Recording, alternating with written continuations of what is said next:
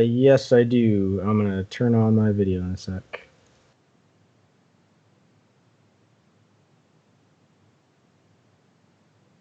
Oh, we're live right now? Okay.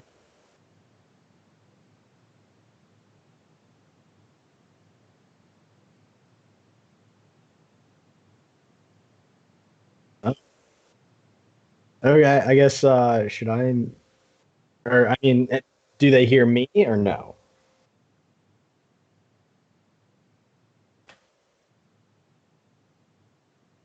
Okay. Okay, now everybody can hear me too. But we're not quite ready to start, so it's okay. Um, but nobody can see you though, so I still have the main screen up. Okay. Gotcha. Hello, Kyle. Yo. All right, I just need to get something printed off real quick, and then we'll get started. Also, I don't Okay. know where Izzy's at yet, so that's maybe a little problem, but hopefully she'll Great. join us very soon. Okay.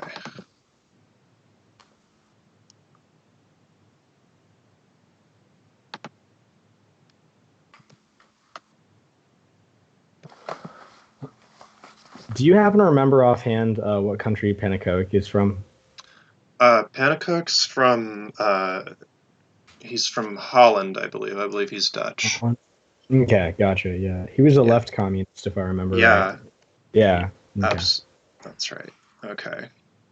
Well, I have to do wonky things with the screen when it's my turn to read because I can't. My printer's not working right now. Oh no. Oh, that's all right. Um, Yeah, it'll be all right.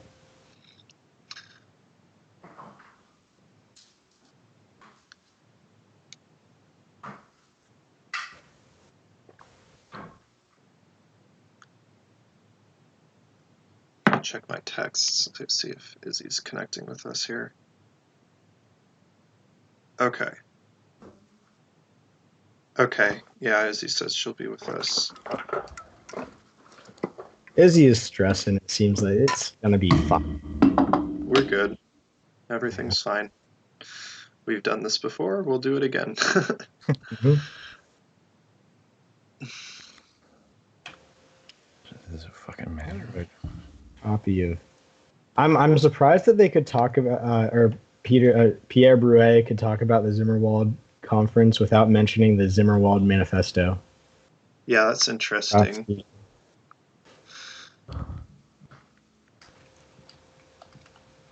I remember when I was a kid, my dad got me like the anthology of revolutionary texts. The Zimmerwald Manifesto was like one of them, and I thought that Trotsky was the real communist and Stalin was, a jerk. Yeah, Your dad got you Oh, that? to be young. yeah. My dad got me like an anthology of revolutionary texts. I think I might have told you this a while ago, or was that Kyle? Yeah, that was me. Yeah. When I was like 12, I don't remember how old I was in sixth grade. I do Yeah, remember this now. I remember this now. right. What's up, Okay, we Izzy? got Izzy. Izzy, what's up? All right. So we are live, and I'm gonna, I guess, oh, thank you, Rolando. I appreciate the fact that you heard about me from Rev Left. We're gonna get started in just a second here. I couldn't get my printer to work today, so I'm gonna have to. There's gonna be some minor compromises I have to make here with my screens and whatnot. So let me just switch things real quick here, and I will start reading the script and getting us going. So hello, comrades, and happy Sunday, and welcome to part 2 of our live stream study group on the German Revolution by Pierre Broué. Last time we covered the preface through chapter 2, where we laid out the historical conditions that Germany faced in the lead up to World War I and the Revolution. We talked about the founding of the German Social Democratic Party, the unification of Germany, and outlined the basic contours of the struggle to come. If you missed our last stream, don't worry, it's saved on my channel, so if you feel a little lost today, that's okay. Go back and listen to part 1 on my channel. Also, if you need a copy of the book, get in touch with one of us and we will hook you up with a copy. And for those of you who are joining us for the first time, hello, welcome. I will briefly describe how these streams work. They're essentially a live study group, book study group like one might do in person, but in a medium where people can watch and participate indirectly. We're not a panel of experts, but simply curious people who want to understand this important piece of history a bit better to share that learning experience with all of you. So we'll spend the first hour or so summarizing the reading selection chapter by chapter. Then in the second hour, we'll be having a more or less free-form discussion, which will build on what we talked about in the summary. While we're talking, feel free to add your comments and questions in the chat. I can't guarantee that we will know all the answers to everything, because, as I said, we're not a bunch of, professors of German history here. And we'll try to answer the ones that we feel that we can answer. And speaking of professors of German history, we may be joined by a guest. I got a text message from him earlier saying he may not be able to join us after all, but I'll keep an eye on my phone and see if he gets in touch. He may grace us with his presence at some point. So before we get going with the whole program, I'd like to give everyone on the stream a chance to introduce themselves, give your names, pronouns, maybe your political alignment if you like, and your YouTube channel or whatever other projects you have online, wherever we can find you. And yeah, just give me a sec to switch things over to the other screen here, and I will let you guys do that. All right. And this will also give us a chance to make sure everyone who's listening live can hear everyone. So go ahead and you can start. Any of you can start if you want. Kyle, you start. I can do that. Sorry if it looks like I'm looking around my fucking hell of a desk for a little light to try and illuminate myself. I will find it in a minute. But my name is Kyle. I go by laborkyle on everything. That's my dog barking in the background. I'm a graduate student. I live in the Central Florida area. I study history. My specialty is mostly antiquities. I come from classics, but I spend most of my time now researching depictions of antiquity in our more contemporary period, like 20th century Italy, for example. And I'm a leftist and have been for a large part of my life now. I call myself a socialist most of the time because I don't ascribe to any particular tendency necessarily, but what I do ascribe to is worker ownership and power and dictation over our lives as much as possible. I spend a lot of time organizing with the IWW. I'm the General Secretary Treasurer of the Central Florida IWW as well, as of about a week ago. Wobbly. Yeah, it's been great. I love my branch. Shout outs to them, and that's it. I also I like to play guitar there.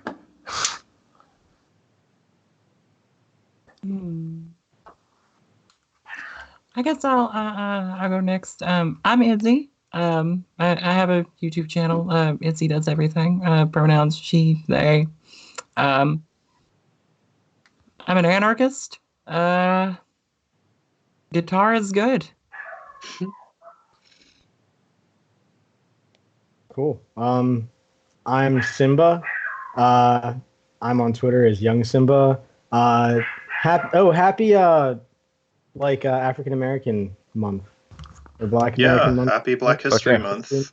All that. That's pretty cool. So YouTube channel is like kind of in the works, but I'm editing things and stuff. I think the first thing that I'm actually going to post is one of the public statements that Assata Shakur, like me reading one of the public statements that Assata Shakur sent to people from jail. So that's going to be awesome. Neat. Fuck yeah. Yeah, I'm reading her autobiography for this month. Yeah, it's great. It's great. Very, I don't know. I would say it's inspiring, but it's also really depressing. Oh, her autobiography? Her autobiography, yeah. I've read the first chapter or so, and it's like, it is inspiring because you're just like, holy cow, this is a brave, badass person, but like also like is horrifying. Like, oh yeah, wow, Jesus Christ. And, I think it's the first chapter or the second chapter. While she's in prison, she ends up like talking to a cop who tells her like, yeah, I was a World War II veteran. I fought for the wrong side. I was on the Allies. Oops. And she's like, holy shit. Mask off. Yeah. Like if Hitler had won, like all this stuff would be great and you guys wouldn't be doing this and that. And it's just like, holy shit, dude. She really dealt with it. She's also still alive. So oh my gosh. That was to Assata Shakur, our sponsor. Yeah. This episode of German Revolution discussion brought to you by Assata Shakur. Yeah. Rest in power, comrade.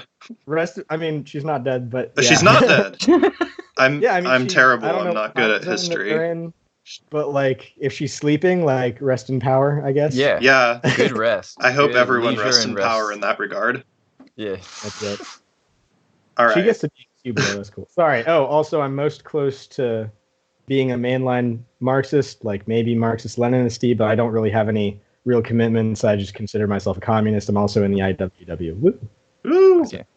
Yeah, sorry. Oh, shit. I forgot to mention that. I am also a member of the IWW. Yeah, I was just about to say. Yeah. I'm the odd one out here. I'm the only non-wobbly on this stream, but y'all have my... I should probably go get my card. The only time, like, in history where wobblies have been the majority of anything. Okay. Right here on this stream here, you're witnessing history, folks. So I guess I'll wrap up the introductions. I'm Melody, she, her pronouns. This is my channel called A World to Win, where I talk about history, political theory, philosophy, and so on from a Marxist-Leninist perspective. Myself and my three co-hosts here first met through, I guess, leftist Twitter. Actually, I think Simba and I met through being patrons of Red Menace podcast, I think. Oh yeah, actually. I think that's actually the first time we interacted. So we decided to collaborate on a smaller project that's similar to this. We got together and read a selection from a book called On New Terrain by Kim Moody. The live stream of that is also archived on my channel. You can go watch it after you've seen this stream and the previous German Revolution stream. So there's plenty of educational content to indulge in. So, as I said, for the first hour or so, we're going to be summarizing the 4 chapters that we read. And so we split them up kind of just because there's 4 of us and there's 4 chapters, so we each took on 1 chapter. We're going to start with Izzy doing chapter 3, then I believe Simba doing chapter 4, I'm doing chapter 5, and then Kyle's going to wrap us up with chapter 6. So... I don't think any more preliminary remarks are necessary. Izzy, are you ready to take things off here? As ready as I can be. All I right. work like 60 hours a week, so I didn't manage to get through the full thing. That's okay. This is a collective project here. We'll... Yeah. I managed to summarize the first bits that before 1914, Sockdem's pretty much towed the party line. A lot of workers thought that the leadership was becoming a little bit leaning towards more bourgeois ideals. And running up to World War I, the party was like starting to become more divided. Leadership and general membership were at odds more and more. In 1910, I am going to butcher these words. Warwerts and Die Neue Zeit snubbed Rosa Luxemburg's articles favoring mass strike and created a precedent for censorship in the party, or for the party leadership. Kautsky yeeted Franz Mehring and started yeeting party critics the following year, saying that left radicals didn't really toe the line all that well. Oh fuck, I can't read my own writing. George, the one with the L, and company organized a radical faction within the party, and the executive accused them of breaking discipline, to which I noted on that one, lol. The radicals assembled on the eve of World War I in Stuttgart and brought in Arthur Crispian to edit I wrote this really fast. Schwabische Tageblatt. Franz Mehring and Rosa Luxemburg showed up and talked mad shit, and lulls ensued. That's what I have written here. That's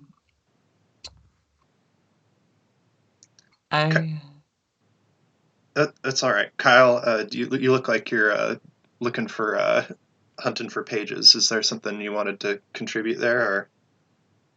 Oh no, not necessarily. Okay. I was thinking about how in general I found the chapters, all of the chapters sort of did it in the reading for this particular stream, but this one in particular placed an emphasis. He sort of weaves in these biographies that I find very interesting. Like he does it with Rosa Luxemburg here. Oh yeah. Like to where like he sort of is he's very good at this, and it's also, you know, it's one of the limitations of his text, but it's a limitation of the form that he's using in general. But he essentially like is able to convey a great deal of information in a short period of time by using event and biography to sort of structure a very interesting and sort of encompassing narrative. It feels more encompassing than it probably is, of course.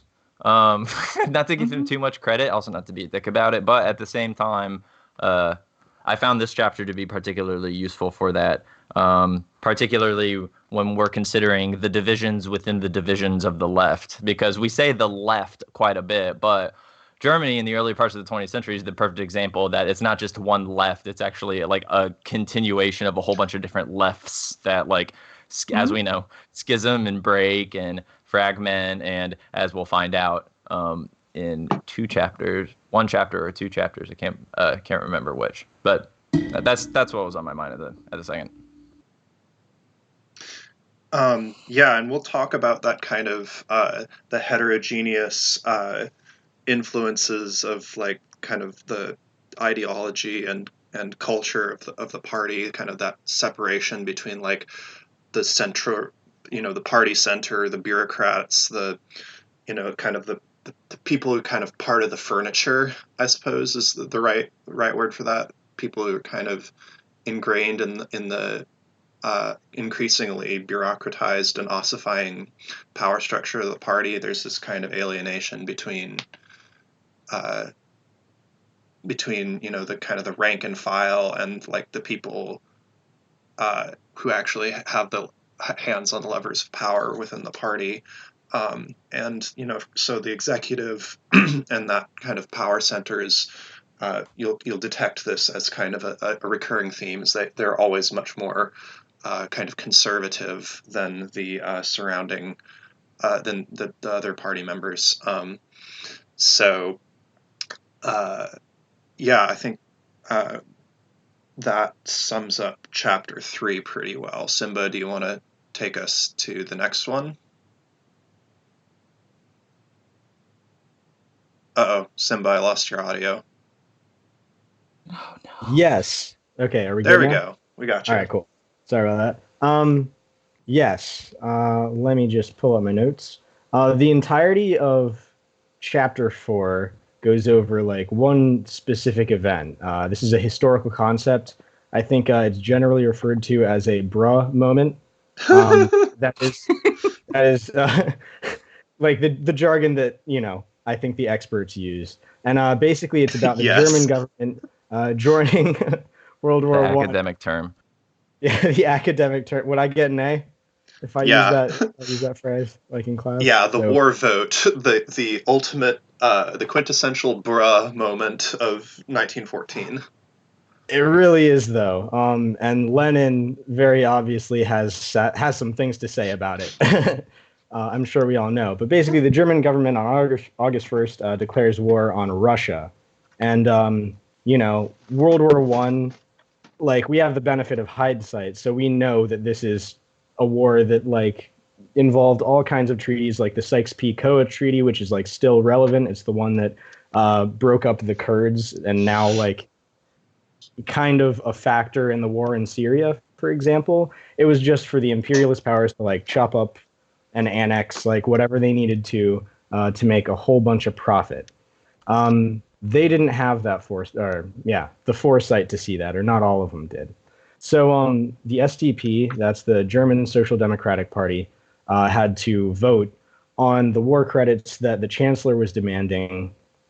War credits basically being just an appropriation of funds, basically. And there were a lot of revisionist parties, or sorry, not parties, but there was a large revisionist group within the SDP, as Izzy alluded to, and a whole lot of people who were like kind of in the middle. And then there were some extremists like what's his name, Liebknecht, like people who were like left and like no war but class war kind of folks. And those are the folks that I like. But unfortunately, the SDP voted 78 in favor of appropriating the war credits and 14 against. Liebknecht obviously voted against. And this kind of threw away the idea for German and French socialists that any kind of peaceful transition to socialism was even possible. Lenin was actually so surprised by this decision, this vote, I guess, that he thought that somebody like forged it. He thought that somebody was lying to him about that news.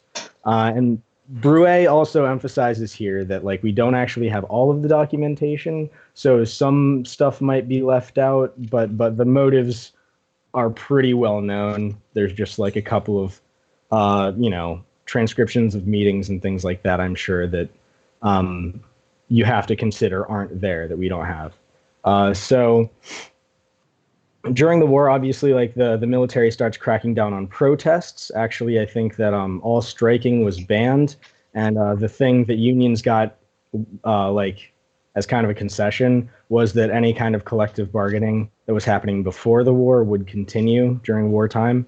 And this is something that like generally Broué is pretty neutral, but he commented in a way that I think is kind of emotionally charged when he says, the turn was much more decisive than those people who submitted to the party believed it to be. The Social Democrats joined the war, giving it their blessing. The falseness of their declarations about attachment to principles, the international solidarity of the workers, peace and socialism, assurances about the purely defensive character of the war, and indignant denials that there would be any annexations was now clear. Their words were exposed as a paltry rhetorical cover for a reality that consisted of shrapnel, bombs, machine guns, poison gas, and imperialist aims. So Broué is very clearly, against the war, as any good socialist would be, but we're dealing with a different time. And there wasn't actually a huge resistance among the trade unions and just general folks against the decision of the SDP to vote in favor of the war credits. Koski and Borkow, if I'm pronouncing that correctly, talked about the apathy of the masses, which Broué alludes to in saying that if you have some kind of party and that party helps a constituency of people, the people, as long as they're kept fat and happy, won't have any real, or the majority of them won't have any like real resistance even when the party does something wrong.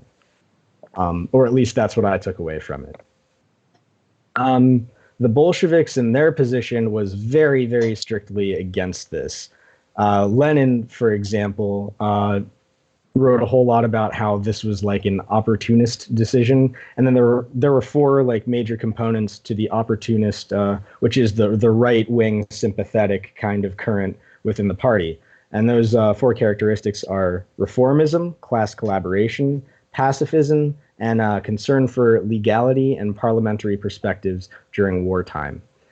Generally, those characteristics are mostly seen in the labor aristocracy, which is people who are technically working class, but work so closely with the bourgeoisie that like they're more likely, when push comes to shove, to side with them over the international working class, I guess you could say. And this was kind of the straw that broke the camel's back as far as tolerance for opportunism was concerned, to Lenin at least. He says, in Europe, socialism has emerged from a comparatively peaceful stage that is now confined within narrow national limits. With the outbreak of war in 1914 to 15, it entered the stage of revolutionary action. There can be no doubt that the time has come for a complete break with opportunism, for its expulsion from the workers' parties. So much for the tolerant left, I write in my upper right margin. Fucking liberals. Fucking liberals. Yeah. So Lenin really understood that the privileged workers in particular had a lot to lose by employing any illegal tactics. So the privileged workers of the labor aristocracy were kind of demoralized. They had lost their revolutionary zeal because either they had gained so much from legal action, or their aspirations weren't genuinely at the core for socialism proper. And a lot of the people who voted in favor of the appropriation for war credits were people who were saying like, well, if we vote against that, then our party is going to be illegal. It's not going to be able to have the outreach that it does. Different things like that. Obviously, the OGs, Luxemburg and Zetkin, were very, very against the war. And in my lower left margin, I write, Zetkin and Luxemburg got arrested a lot, for long periods of time. And they did. And then, so it's really, the chapter breaks down, here's the vote, here is the historical quintessential bra moment, and where did people decide to be at that point when push comes to shove, you know? And really the major takeaway I got from this chapter was that, like, you can have any kind of rhetoric that you want, but you have to be able to snuff out opportunism or shit like that. It's just gonna happen. Yeah. Cool. Yeah, so that's a really good summary. I think it's really important to note, and I said as much in our last stream, which is that everyone, like all the international, socialist movement is really looking to the Germans as like the flagship of what the socialist movement can look like, because they had been, they were formed in, I think, 1863, and they had been incredibly successful. They had gone through a period where they were illegal, I think, all the way up to 1890 something, 1890, I don't know. But so they're one of the oldest social democratic parties in Europe, and they had fought tooth and nail for legality, and now that they had it, they were starting to deal with a lot of the problems that come with becoming a big institution that's operating within the parameters of an imperial state, of a capitalist imperialist state, right? Oh, Kylie, go ahead. Oh, sorry. Yeah, no, I had that gesticulation because that like brought up, I think, an extremely important point, especially in terms of the broader economic context for the period in which we're examining. Mm-hmm. Also, the expectations that were coming from, like, yes, 100% the the level of organization in spite of opposition, in spite of having to go underground. My chapter actually hits on that specifically and talks about they did a lot for, an organization that was, fucking illegal. But what was particularly significant is that the expectations were so high for Germany One, because the level of industrial production that they had been able to attain in the 19th century was very high. And so as a result, like people were theorizing, okay, the England would be a place that would be good for this. Germany would be a good place that would be good for this. That's why the stuff that was that's what the Bolsheviks happening and the October and January revolutions happening were so surprising, because it seemed like it was coming out of order in the way that people expected. But for Germany, the expectations were so high, also because they had obtained this level of industrial production so fucking quickly. In the same way that we can see how the Soviet intervention in the economy was able to modernize the Soviet economy really, really quickly. In the same way, the imperial economy, based off of policies of extraction, based off of policies of essentially sort of like beefing up the quality of your empire as indicative of like European identity, as a gesture toward German unification, which was a really big part of this period. Carving up Africa. Yeah, absolutely. The all eyes were on them for so many reasons, which I think is really important to point out, as you all did so effectively. And yeah, I think that's it. Sure. Simba, is that all you had for chapter 4, or is there more that you wanted to add? Or I guess the only other thing that I wanted to add was I forgot to mention that this actually totally like dissolved the Second International. The Second International was like no more. It was canceled. Hashtag canceled. The OG cancellation. For real. I mean, like, straight up, Lenin fried their asses. And unfortunately, immediately after that, if the Bolsheviks wanted there to be a third international, like there weren't enough people organized in all of the different countries that they wanted to be involved for that to like actually be a thing, if they were to just completely get rid of opportunism or anybody who sounded like they were being opportunistic. Mm-hmm. So at this point, at the end of the chapter, there is no more international. Yeah. And it's like, so as we've kind of already just been talking about here, the war vote like comes as a shock to the international socialist movement. Like, people are not expecting this. The party all the way up till the Germany declared war was nominally anti-war, and they made all kinds of speeches and all kinds of things that were against any kind of imperialist adventures, but yeah, no, it was like this huge shock. And like, according to China Mieville in his book October, like, this shook Rosa Luxemburg to her core. She considered killing herself because this vote was just so like such a betrayal of principle and such a like slap in the face to the very idea of being a socialist, because socialism or social democracy, as it had kind of become, so I actually want to just clarify something. Socialism and social democracy are terms that are, in this period at least, pretty much completely interchangeable. Lenin referred to the Russian party as revolutionary social democracy. So it's really not until kind of the post-World War I period that those terms start taking more sectarian, more solidified differences. But anyhow, so I guess that's a pretty good lead into my chapter, which is chapter 5, which is all about how did the Independent Social Democratic Party come about, the USPD. So as we've kind of been discussing already, this war vote ruptured, like, it just like blew up there were already some cracks forming, but this just kind of made the contradictions totally intractable. But it was not actually the revolutionaries who were pushing for the split in the party.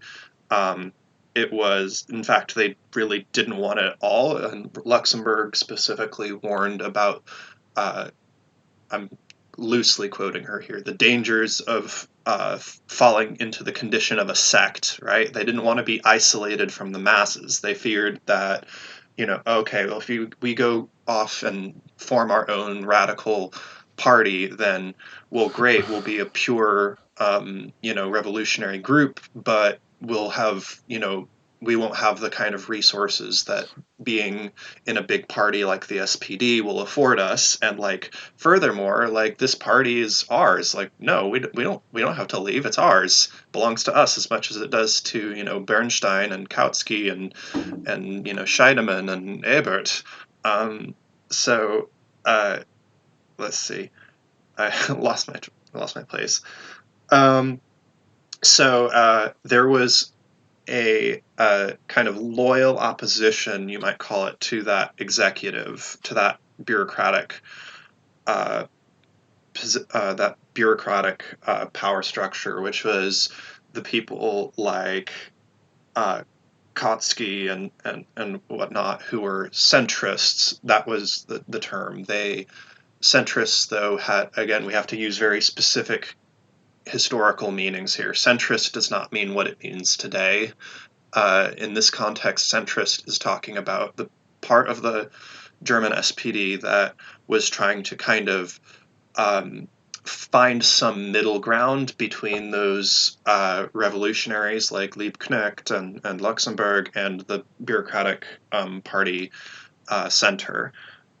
So that's just a term that we should be very clear when we refer to centrism in this context. That's what we're talking about.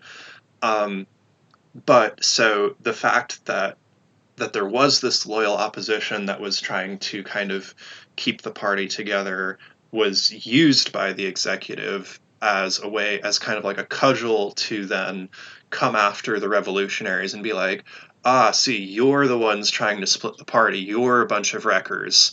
So it was kind of like, whatever you call that, projection.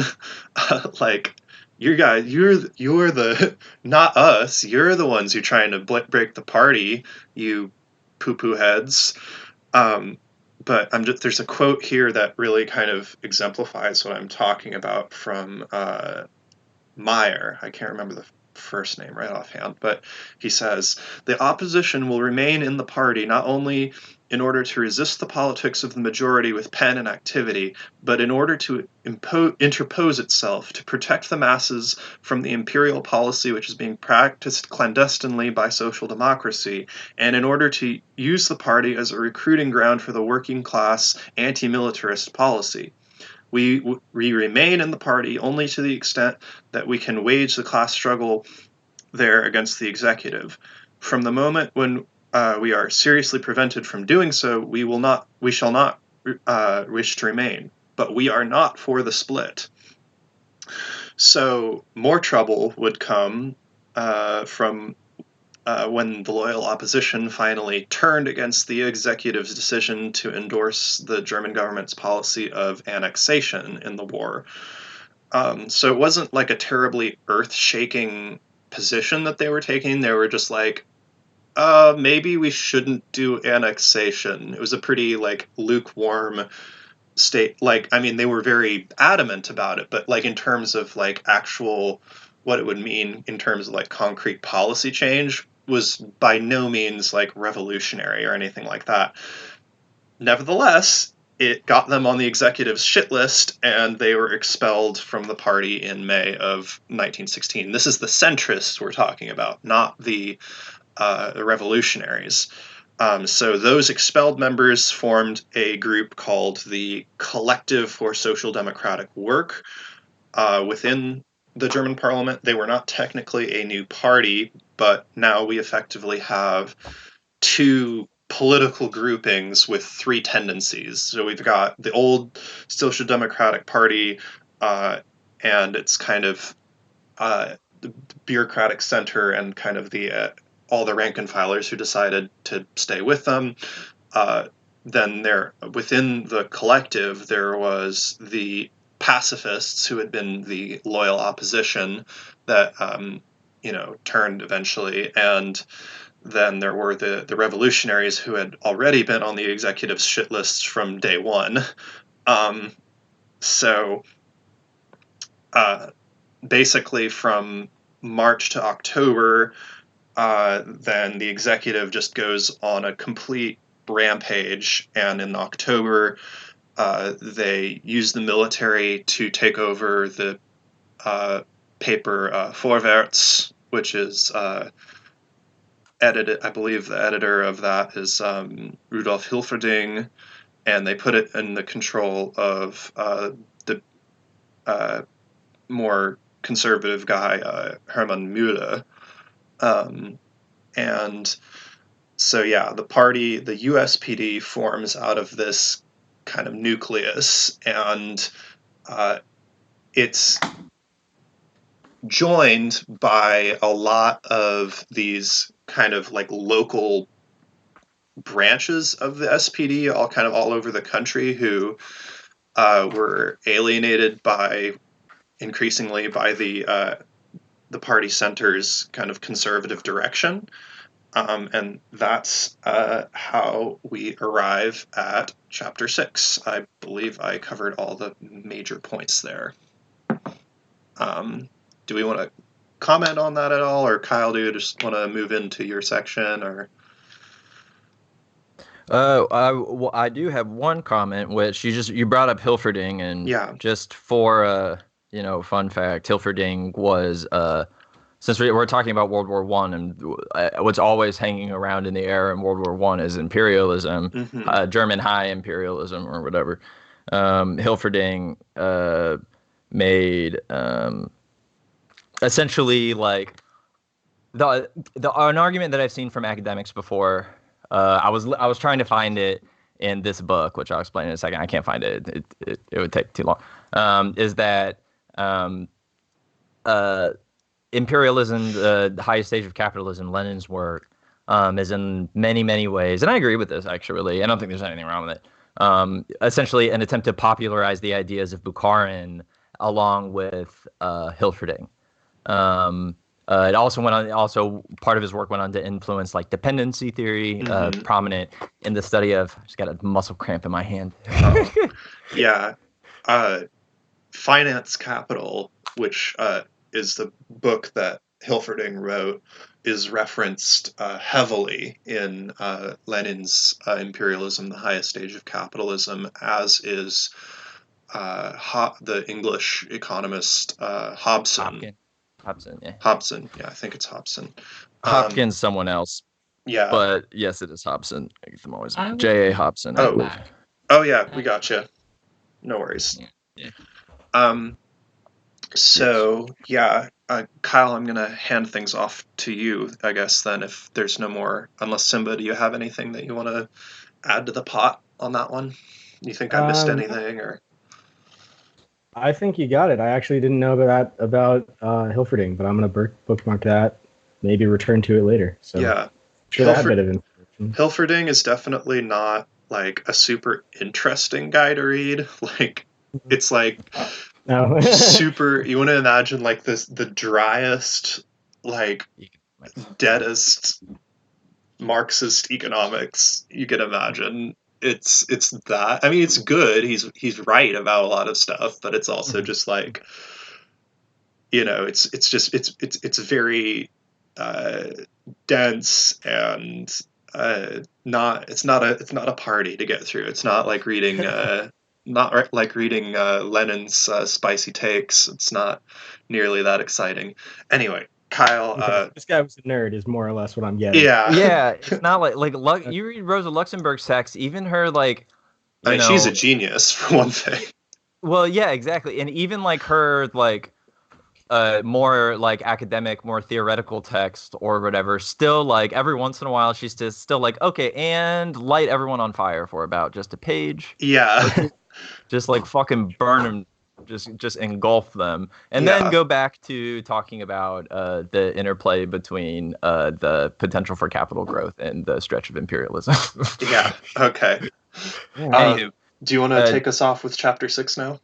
Yeah, absolutely. Real quick before that, if anyone, if you want a survey of Marxist theories of imperialism, I have a book recommendation that comes with about 750 different asterisks on it.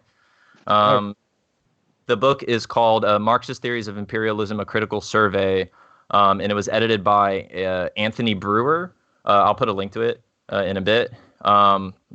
It essentially walks you through the major accounts of Marxist theories of imperialism, and then up through more like post sort of Marxist theories of imperialism. Starting with Marx himself, then Luxemburg, Hobson, Hilferding, Bukharin, and Lenin, Paul Baran, then dependency theory, and then a few other more direct imperial examinations. So it's a really good book. It was assigned to me in graduate school, so it's like fucking brutal sometimes, especially if you're familiar with Marxism, it won't be that bad. If you're not, like do a bunch of internet browsing and then go read this first. Internet browsing will do, but terminology, etc. That's it. Anyways, I will plug that after I'm done with my summary. I will drop that in and plug it. It's a good book. Really useful to the point where when we were doing the stream and I saw the mention of World War I just went and grabbed it because I knew I was going to. Okay. Cool. Where's me? I'm grabbing my notes. 1 second. Sorry. So yeah, this chapter, I thought it was really interesting. It was probably, out of the chapters that I've summarized so far, the favorite that I've done. Sorry, I know I'm lagging. It's because my computer's dog shit. Yeah, so basically, I'll talk a little bit about the purpose of his purpose when writing this chapter, and then I'll summarize it briefly. And then I put in a little bit of like extra fun analysis because there's a couple of events that I find are really cool. Basically, the purpose of chapter 16 was to take the years of 1917 and 1918, as well as all the events that occurred within those years, to try and bring the situations that the Germans were finding themselves in into closer context in a few different ways. The first way, using 1917 to reflect a shift in the relevancy of the German left, perhaps even some catalyzing moments. In 1917, we know being the big year of the Russian Revolution. Using 1917 to mark a transition into a more influential Spartacus League, a more influential German vanguardist left. Another component, another way that he tries to contextualize the events around here is to discuss divisions from within the German left, which on the previous chapters we've seen very clearly resulted in a split in the SPD, the formation of a new faction, anti-war, a split of the anti-war faction of the SPD into the formation of a new party. Could I interject real quick? Yeah. Yeah. Could you? I don't think we've actually explained. I actually, this is kind of my bad, but we haven't explained what the Spartacus League is. Do you think you could do a quick aside there? Oh yeah, absolutely. The Spartacus League is essentially a revolutionary current that formed with the familiar figures that we know in this time on the left, being Karl Liebknecht and Rosa Luxemburg, were part of a coalition from within the German SPD, part of the coalition that ended up splitting into the USPD, as we saw previously, that called themselves the Spartacus League. They are named after my favorite historical figure of all time, which is pretty fucking sweet.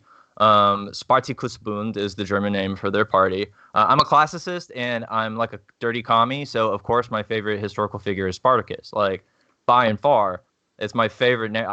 Anyways, I can talk about that for. Oh, we should do that sometime. Anyways, that'd be fucking sick. Okay, we're getting ideas. This is good. The Spartacus League was, essentially a current from within those parties, and eventually would break from the USPD and form their own party, the KPD, or basically the Communist Party of Germany. So essentially, it was who eventually became the Communist Party of Germany, but originally formed from within the other left factions in the Reichstag.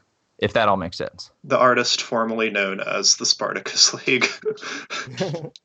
Yeah, sorry, just there's a lot of kind of name dropping and stuff here that, like, frankly, I like, even reading Broué's book myself, I get a little bit lost doing it sometimes, and I go like, who's Hasse? I forgot. Or like, who's Müller? like I'll just read. This is why it's like really important for us to do these study groups, because like, when we say these things out loud, it's finally like, oh, that's who that is. Why didn't I not put those pieces together while I was reading it? Oops. So yeah, thanks for that clarification, Kyle. Sorry, I'll go ahead and continue your summary. No, I'm very glad you brought that up, because that's really important. And what's really funny, literally like the point that you just brought up, I'm going to essentially touch on that when I talk about sort of the validity of the chapter. So it'll come up again. So we defined the Spartacus League. Super important. Again, really glad thank you for catching that.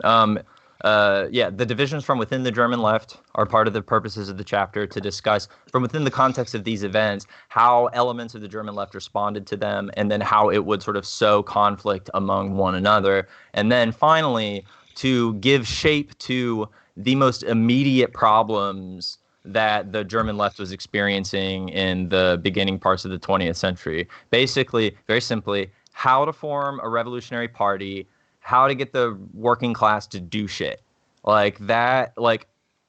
Essentially for the Spartacus Bund, they're essentially looking at the Bolsheviks and saying, okay, how the fuck do we get that to happen? Like, let's work. And they put in work, and a lot of work happened. And as we know, a revolution ended up happening. That's the name of the book. But there were still like also struggles also within like the various contexts that they found themselves in. Essentially, what I'm trying to say in a very rambly way is that the German left was like, all of a sudden someone like dropped a cinder block on the accelerator of the car that was the German left at the time, because of the war and because of all this other stuff that was going on that I'll get to in a second. So basically what the chapter is trying to say, Broué does a very good job of taking a whole bunch of primary source documents. So letters and speeches, letters that people wrote to each other on the left at the time period, speeches that were given to the International, speeches that were given to the German Reichstag, various firsthand accounts found in primary source documents. He takes them and he's able to sort of synthesize a lot of information and a lot of events, like over it's a short period of time, but only with the lens of history is it that short of a period of time, because a year's a fucking long time, especially if you're like going through like a 3-day general strike, which I'll get to, is a long time. It's like Lenin said, there are decades where nothing happens, and then there are days when decades happen. Exactly. That's precisely what's going on here. And so this book is very useful for that. And the type of history that it's doing, which I won't get into, is a big long thing. But I think we talked about it a little bit in the last stream. It's worth getting into. We can definitely cover that during the discussion. I would like that, yes. It's very useful for bringing yourself up to date on the particularities of these events. Because he uses event, the revolution, right, over this period of time, and also the series of events that occur within that broader event, as we understand it, to sort of cast a really wide net regarding the topics that he talks about, or the subjects from within this event that he talks about. So in a way, he's talking about the German Revolution, but he's also talking about the political dynamics of the late 19th century and early 20th century Germany. He's talking about these very especially these tensions between various like left-wing ideological factions, the different responses to all of these groups to various events that occur. And then he gets into like a lot of biography and stuff in this chapter as well. And on that note, it's worth mentioning that this text also, in spite of it being so big, it gives, seriously, in spite of it being an absolute unit, it gives us a bird's eye view, basically, aka a top-down view of events, where we can also see that there are very large gaps that are left in the story by all the other characters that are mentioned here, but that aren't given the same shape that they are the sort of central figures. It's not necessarily wrong. It's not necessarily a bad thing, but it does demonstrate how in even the creation of a historical source, as we'll see in the book, there's this process of synthesis that's happening in all different kinds of places. And when we study history and we examine it, something that's always important to keep in mind, and as someone who is a formally trained historian, so they make me do this, otherwise they'll put me in jail. It's important for us to recognize the way that these sources are constructed, and what they're missing, and how other forms of analysis can come alongside and compensate for how the form of this book, which is to convey a lot of information in as short of a time as possible, again, a lot of information, leaves it vulnerable in other places. So what you do is you get a bunch of your friends together, and if you have internet connections and stuff, you put it on the internet, and then you sit and you talk about the finer details of the particularities of that book and the events. And on that note, I will get into my summary because I've yacked long enough. You're good. We're still on time. Gotta do historiography. You invited. It's good. Yeah, this is the people's historiography here, right?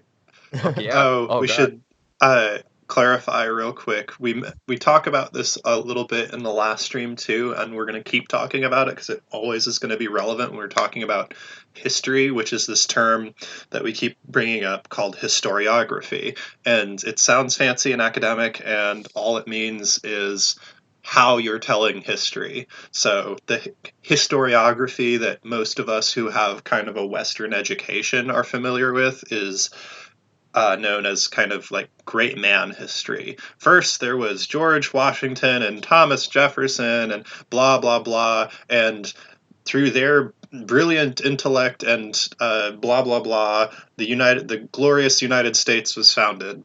And it's, kind of, I mean, obviously that's caricature, but like that's kind of what. No. That was word for word, like my little sister's like high school history textbook, like 100%. Columbus Yeah. sailed the ocean blue in 1492. Yeah. So, and then there's other methodologies like, if you've ever read Howard Zinn's A People's History of the United States, that are much more like, history from the perspective of like oppressed groups, for example.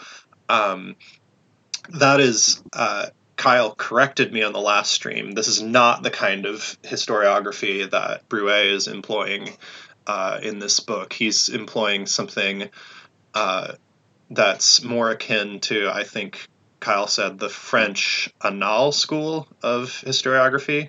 Yep. And so, yeah, it takes a lot more of a like macroscopic, long-term perspective on how events are shaped by all kinds of different historical forces. And like, Marx, most of us here are some flavor of Marxist or influenced by Marx in some way.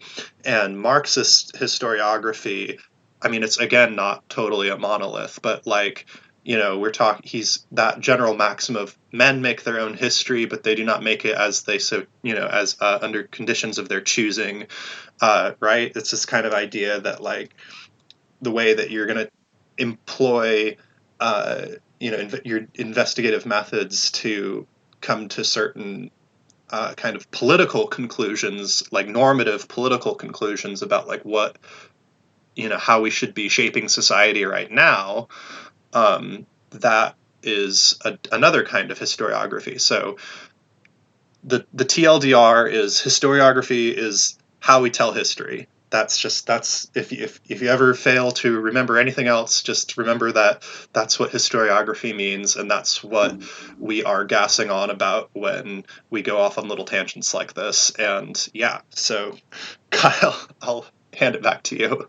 Very, very, very good summary. Also, very good one sentence, like remember the philosophical term, remember the academic term, one sentence summary. The one sentence summary I was given is the philosophy of historical writing. That's it, plain and simple. Which is the same thing. Also, that was a perfect explanation. You absolutely fucking nailed it. Very good. Okay, so basically, I find my spot. I find it. I find the spot. It's here. I'm just working on it. My cat is rubbing my feet. Basically, bird's eye view, top down. There's some gaps here, but we're going to work to fill in those, particularly about there's 2 strikes that are discussed in this chapter that I like very much and I find very interesting. So that's where I did a lot of my personal digging. But basically, the chapter starts appropriately with sort of the current phase of World War I that they were in, which was I said 2016. In 1916, the German casualties had risen to, it was getting to hundreds of thousands at this point. They were feeling, there are several, I won't get into it. I'm a big World War I, fucking nerd, but there are several like points of confrontation that the Germans were experiencing in this time that like were really like they had a foot on their neck, basically already. Things weren't looking great. People were feeling kind of shitty about what was going on, and then 1917 comes around, and then the Russian Revolution starts happening, and people look at that and they go, like what if we just did that? like we're fucking around. We could be doing this, basically. To summarize it, way too briefly, a little, and it's a little bit of a monolithic analysis, as well as sometimes can in this chapter the sort of depictions of the working class, as I was alluding to earlier, be a little monolithic. He doesn't interrogate the sort of response of the working class in this time period, which I definitely bet you could do. I have friends in my department who work in this kind of thing. Simba? Question for you, Kyle. I know that like Bavaria and one other like southern place in Germany like declared themselves a Soviet for a while. Was that around this time period or before or after? During the German Revolution, yes. Okay, gotcha. Okay. Cool. All right, sorry. Just No, that's great. Like that's part of that's some of the fun stuff too. The like reconstructions of councils, like how they were trying to essentially like merge existing government structures with like workers' councils that they were setting up and shit. Like that's when it starts getting real meaty. It's sick. I love it. No, very, very good question. Cut you off. Go ahead. No, killing it. So there is essentially this conflict that was being sort of raised in the consciousness of German workers and German soldiers that was kind of freaking everybody who wasn't a German worker or soldier like the hell out. It was making them nervous. People were getting mad. And then all of a sudden these pamphlets start showing up in places that were created by the Spartacus League, essentially agitating people towards general strike as a means for ending the war because they were relying on a great amount of manufacturing. The best way to contextualize it from, like, if you're in the United States, like we are, is, sort of the way the United States' response to the need for manufacturing as it entered World War II, all the imagery that came out around that time, women entering the workforce, like all these sort of ideas. It was sort of the same kind of a conversation that was going on in World War I as well. Like, except in this case, there was an even stronger current. There was in the United States too during World War I. There was one as well, Eugene Debs and that sort of a thing. But there was a real strong sort of current that was pushing against this, like, we're in manufacturing. We need to support the Germans in the war. Like the main form of tension that like literally caused a split between the SPD was sort of boiling over into other elements of people's lives in this context. So basically, we start out with these, sort of struggles that are coming with World War I. And then I pulled 2 quotes that I think effectively describe the various responses to the results of the Russian Revolution within the context of Germany in World War I. In this section, he basically summarizes the various responses to the Russian Revolution thusly. The first one comes from Levadur at the I don't know why I said it that way, at the Gotha conference, and the attitude of basically, this is the centrists as we were talking about, those social democrats. We social democrats of the opposition have not ignored what is going on in the East, Russia. We have used the opportunity to point out to the government and the bourgeois parties that it is high time to draw the lessons. We have declared that if this state of things continues, they will inevitably come about in our country, in Germany. Events such as happened in Russia. He's sort of blowing a whistle a little bit. In a response from the Spartacus League, a response given by Clara Zetkin, enemy number one of bourgeois feminism, Reichstag delegate eventually, I believe, if I'm not mistaken, in 1920. Zetkins wrote a letter to Congress saying, "The action of the people of Russia is written before our Congress in letters of fire. The ardent spirit and driving force of this action is the young working class under the leadership of a social democracy which itself has known how to hold high and pure the banner of international socialism in time of war. I hope and I desire that your deliberations and your decisions will be worthy of this historic event of the century. Let us put ourselves under the tutelage of the historic mistress of every people and every age, the revolution." So that's all essentially to describe that there were various attitudes and reactions from within the left, specifically the parties, to what was happening in World War I. Similarly, our author outlines reactions that were happening from within the sort of liberal bureaucracy. They wanted the war, as well as from sort of trade union leaders who were also. It doesn't seem so much that they were enthusiastic about Germany's continued presence in World War I or assertions there, and were more interested in just stopping the revolutionaries because they're fucking all of the stuff up that we have so meticulously put together that works not great, but maybe okay. And that's not cool. So anyways, because of all of this, Broué essentially uses all of this to lead up into the description of three particular events. One that I'm going to focus on, and the other two I'll just talk about briefly. One, the first one is a strike that came in 1917, a strike that it began through sort of various agitations from a radical current from within the Metalworkers Union in a couple of cities. I can't remember if Leipzig came first or second, but I believe it was Leipzig and Berlin. As well as responses to various cuts in daily bread subsidies. People got pissed off and they wanted to do something about it. Mueller, speaking of, who was a prominent trade unionist, essentially responded to this sort of spontaneous action by leading a strike in the way that Broué describes, basically cutting a line around the revolutionaries, who eventually supported the strike and who came onto the side and helped it and, leafleted as they always do. But it just showed that, I think very effectively, that there are these various tensions and currents that were occurring within this time period. There's another description that he has and another point of comparison. He talks about, one second, what my whistle? He talks about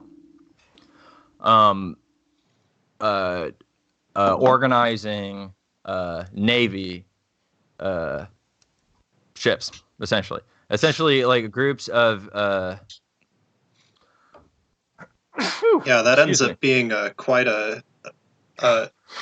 creating quite a hullabaloo, because that's totally illegal, and the sailors could have very easily ended up getting shot for treason, and some of them did.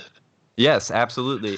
And it also was this sort of demarcation in the mind of the military at the time, a really important one, I think, where they were finally coming around to the idea of okay, all this agitation that we've been seeing occurring, not necessarily within the context of the Navy or the German military, sometimes, yeah, but mostly from without, is becoming from within now.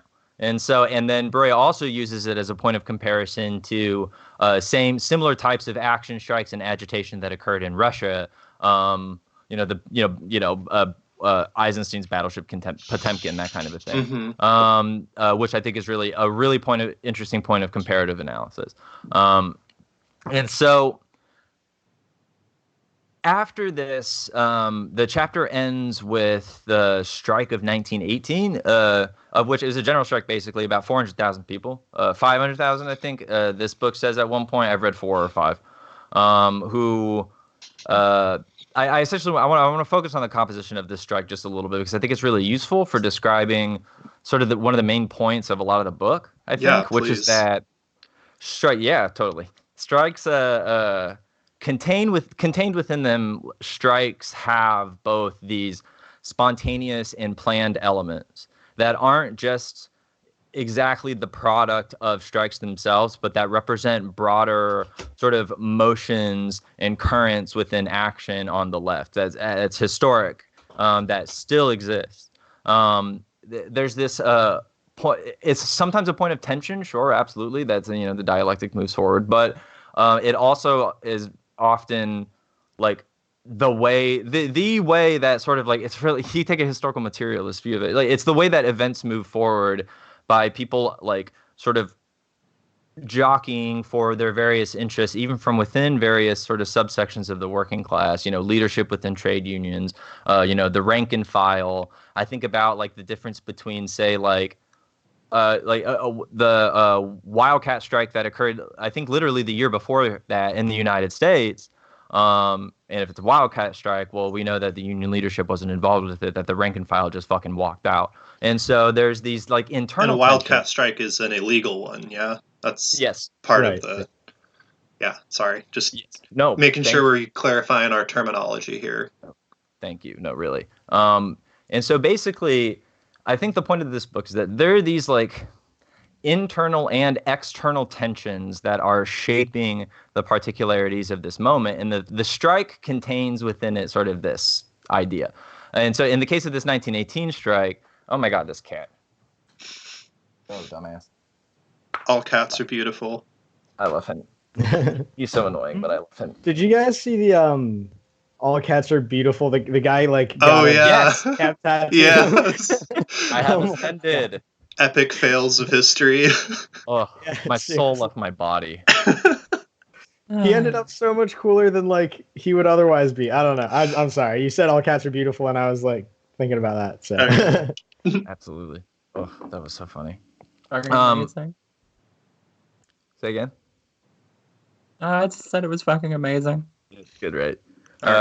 So, within the particularities of the 1918 strike, spontaneous and planned action. I mean, what I mean by this is that we put ourselves in this context, right? And we have German workers who are really beaten down by the conditions of World War I, have been agitated by the January and October revolutions, agitated further by Bolshevism, saying like, oh, I don't have to take this lying down, that kind of a thing. Essentially, they were making them. It was becoming known in a whole bunch of different ways that the working class in Germany was willing to take actions against their employers based off of their material conditions. So shit was getting bad. They didn't like it, and they were no longer taking it. They were standing up and fighting back instead. And it really scared them.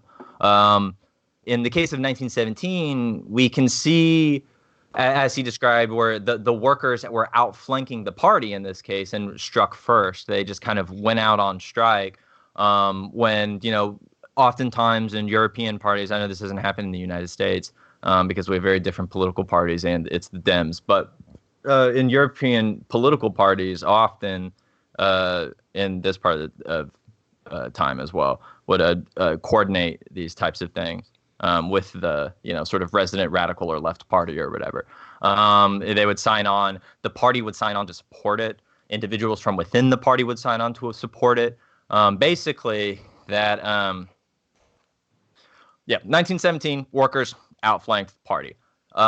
It's really interesting because we have essentially comparatively something much different here.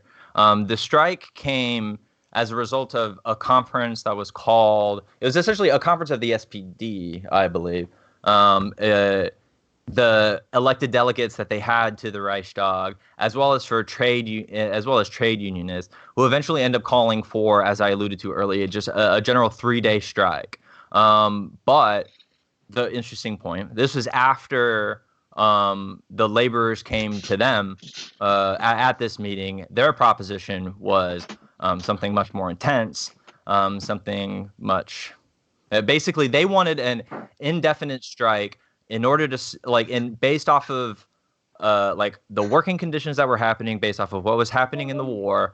They decided that workers had expressed their willingness to do this, and they wanted the party's support. The party said no, because they were afraid of being banned themselves. because, you know, you're on thin ice in Germany over the past 100 years. If you're on the left, like you're either, you know, you've taken the plunge, the polar plunge, or you're on the thin ice already. So they had deemed it too risky. Essentially, they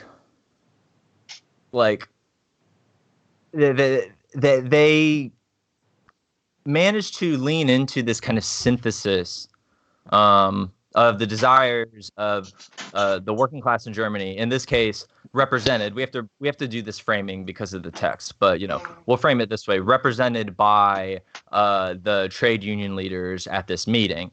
Essentially, they were able to come to some kind of like agreement that had, as we'll see, a very, very, very important effect on what happened at the end of this strike.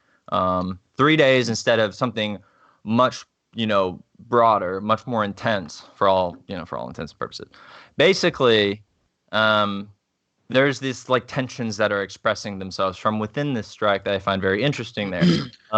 You also see at that point the USPD does a little bit of a hiccup at one point, and he describes how they sort of like walk back the strike in some of the literature that they're handing out. They end up being supportive again of it, but you see these like in the 1917 strike, you had the Spartacus spoons like coming and saying like, we need a general strike and we need to go for long. We need a general strike until, you know, what's his fucking face is released out of jail. And they're like, no, I don't think we can handle that right now. We don't have the capacity.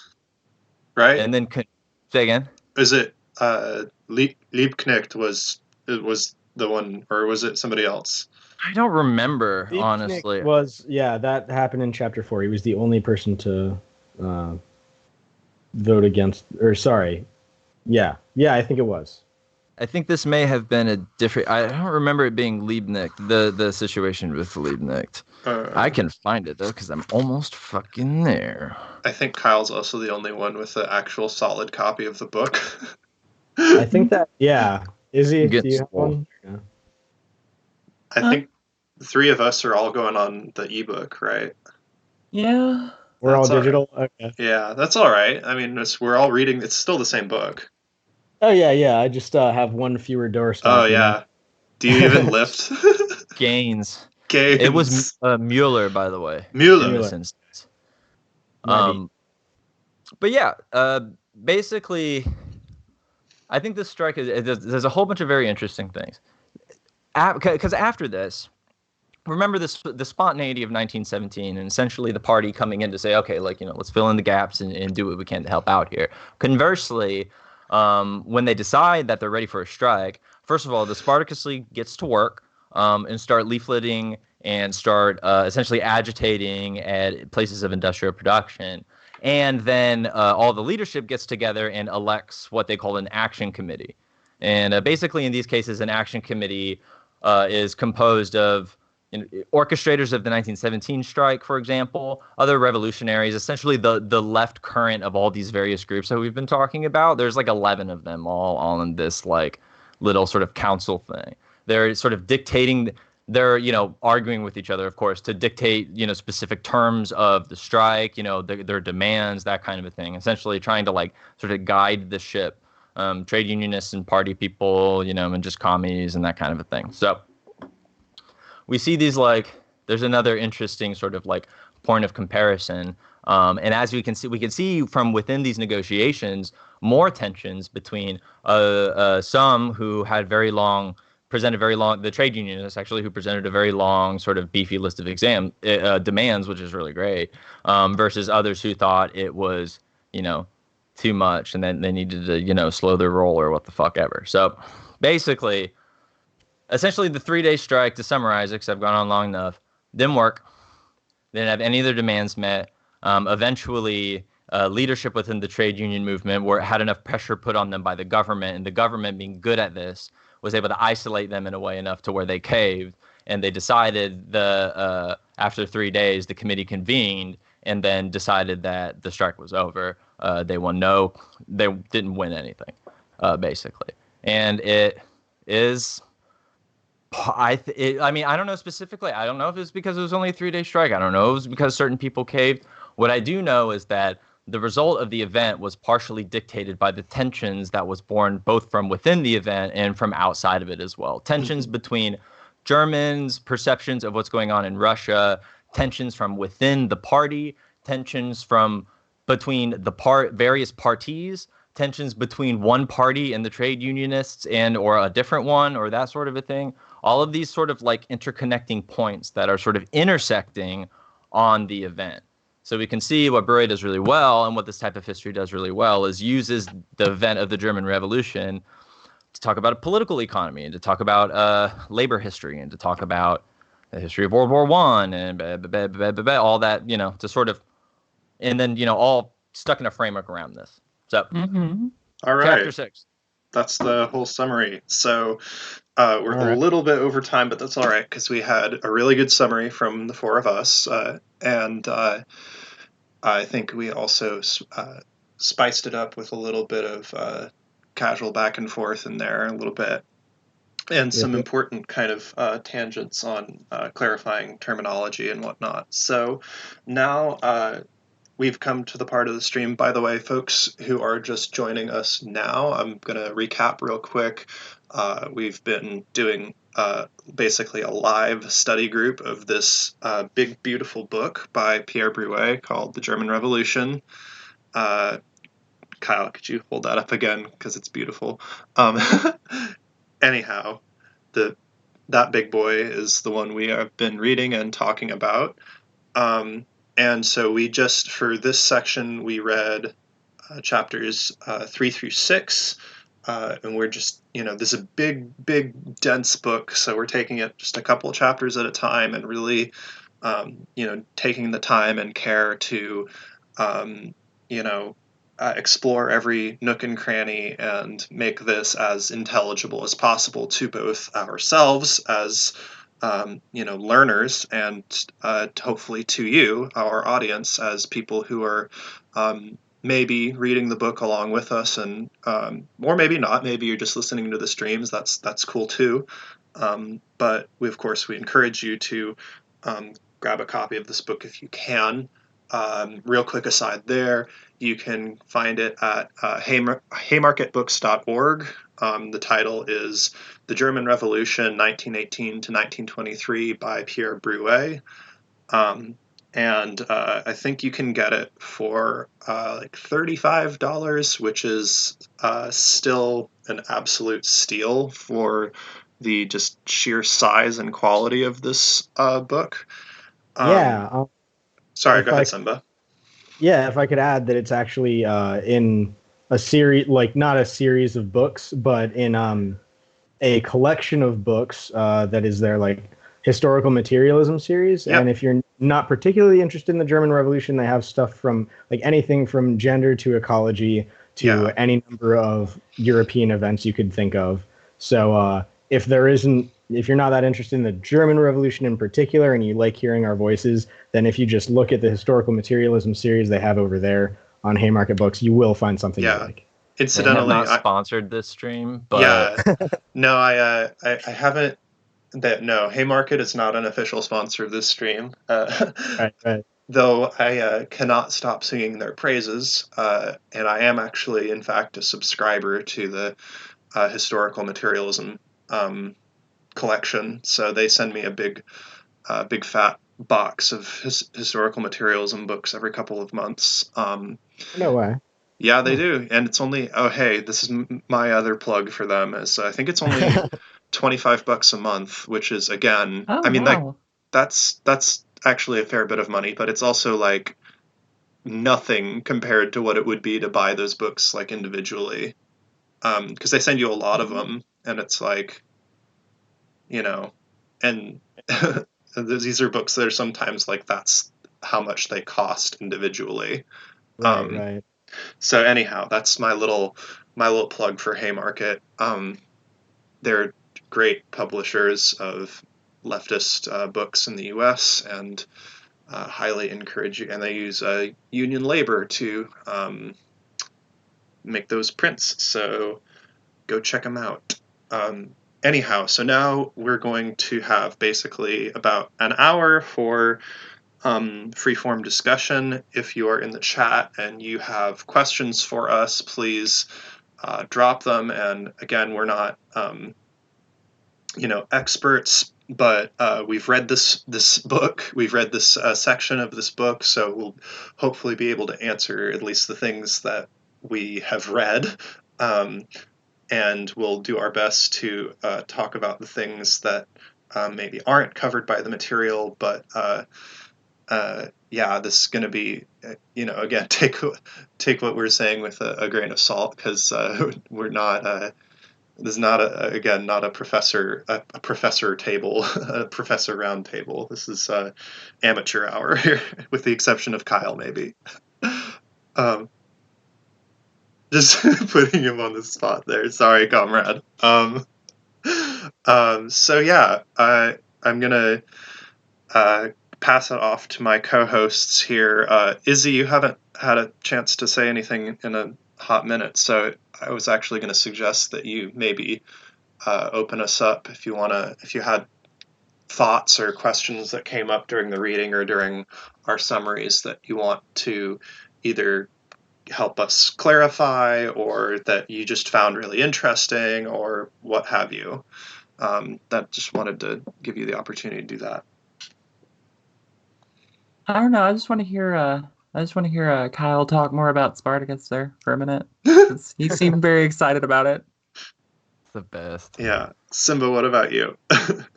Me, I actually was going to bring up a question that I asked last time, which is, does anybody see any Trotskyism, any Trotskyist nonsense as of the current moment? Because I personally don't, and it could just be that he's not too interested in pushing the Trotskyist line. Yeah.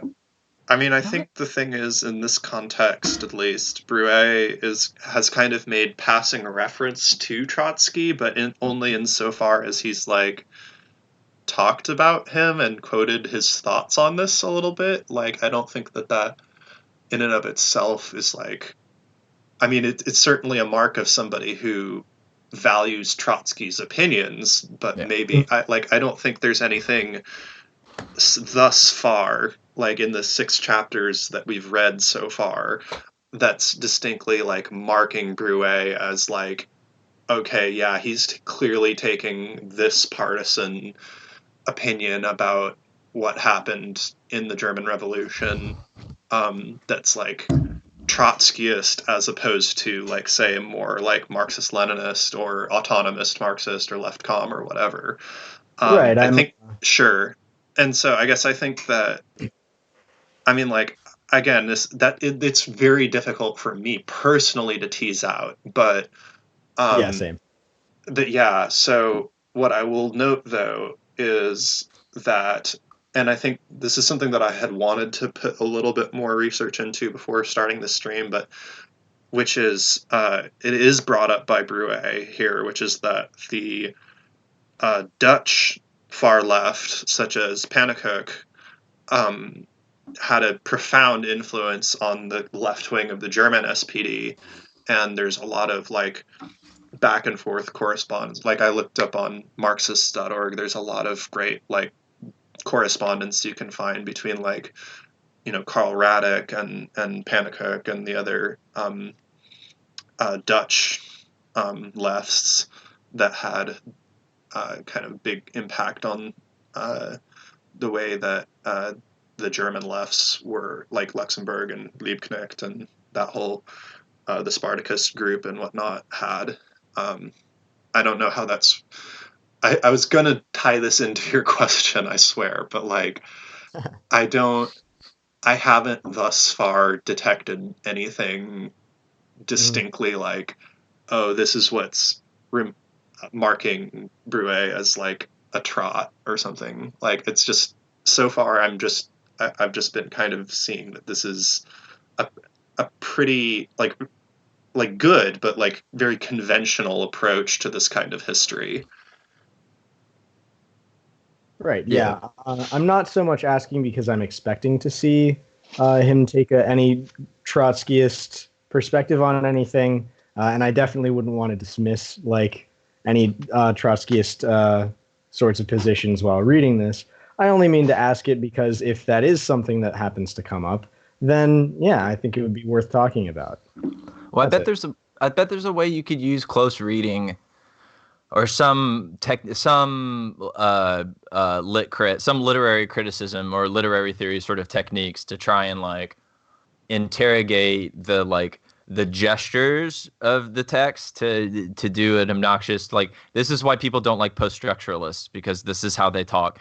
Uh, Essentially that they're like, I agree with what Mel said, and what you said too, Simba, that there's like, maybe in terms of like, I think he literally helped found the like fucking Trotsky archive or something, like, or the Trotsky Center where the archive is or whatever. So, there are biases. We know this. He wrote the biographies, like, but he also co-wrote some other books. He also, like, he wrote about the Spanish Revolution, or the Spanish Civil War. Yeah, well, actually, it's funny that you should bring that up, because there's that. I don't know if y'all have heard it, but it's the Rev Left's interview with Grover Furr, where he talks about, I think it's Rev Left. It's either Rev Left or Proles. I heard him talk with the Proles. Yeah, so I bet I think it's probably the Proles, because he mentions Broué and talks about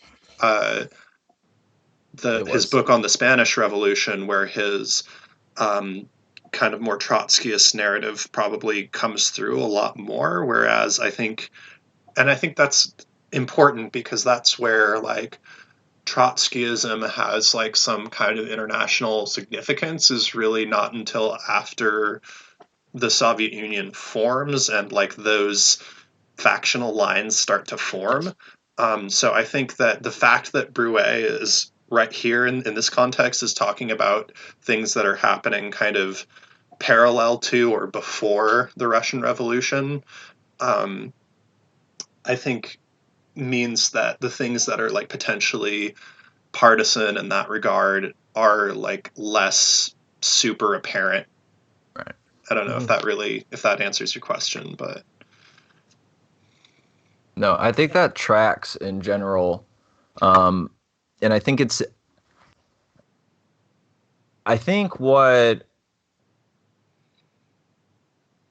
gone.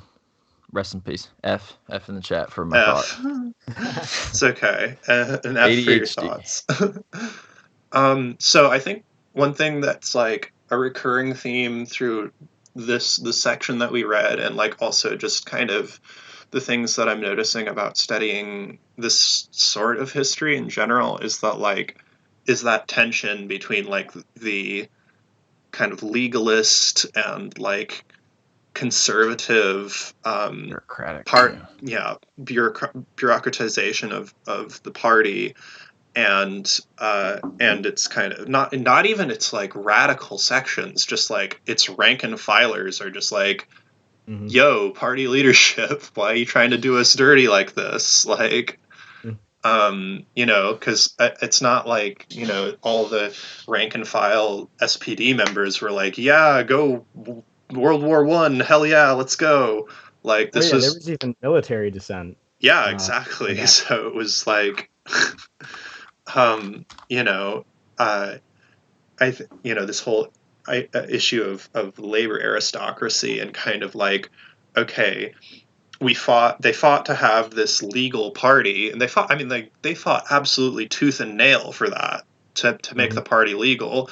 And they became, as we said in our last stream, they were not just like a party in the sense of just being like a group of individuals that are signed up for a particular political program. Like, it was a full on like huge social institution with bars and clubs and reading circles and all kinds of mutual aid groups and blah blah blah. It was a lifestyle to be a German social democrat.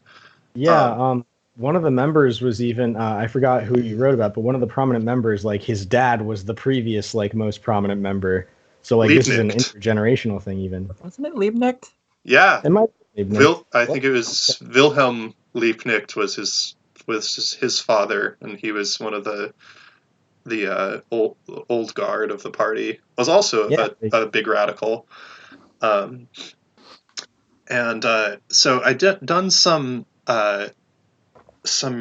one thing that I did in preparation for this stream is that one thing I noticed from last time is that we didn't quote a whole lot of. We really like stuck to the text. We didn't really explore any kind of peripheral sources or like like primary sources. And I found there's this great selection that I wanted to share from Rosa Luxemburg's Unius pamphlet, also known as what Broué refers to as the her pamphlet called "The Crisis in German Social Democracy." So she Luxemburg wrote under the pseudonym Unius. That's why it's called the Unius pamphlet.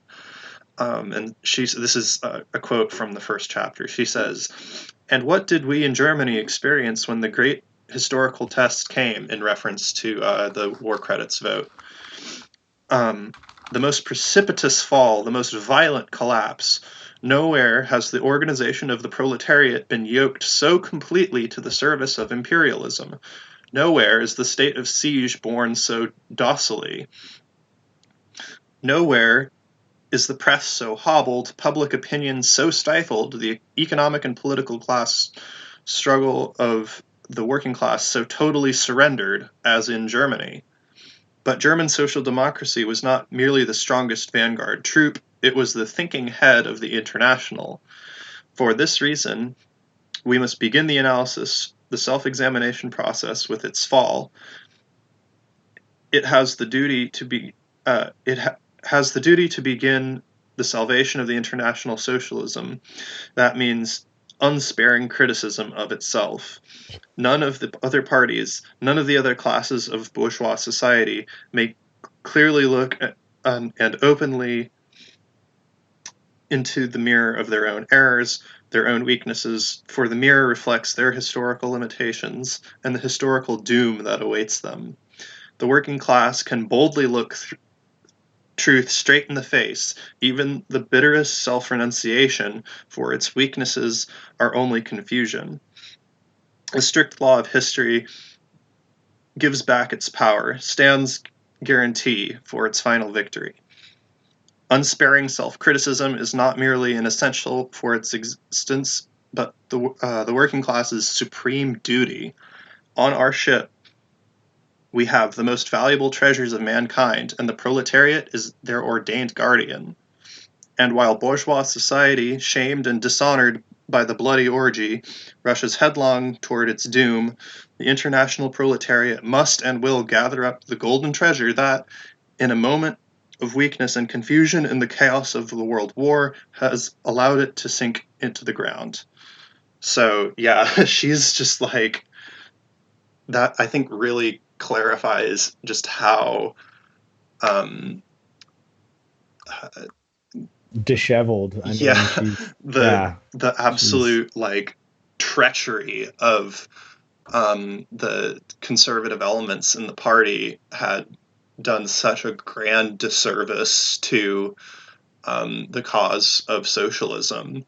And this is, if you're familiar at all with the writings of Lenin, this is where, Lenin goes from this position of being a great, for the most part, a very great admirer of German social democracy, as most Marxists were.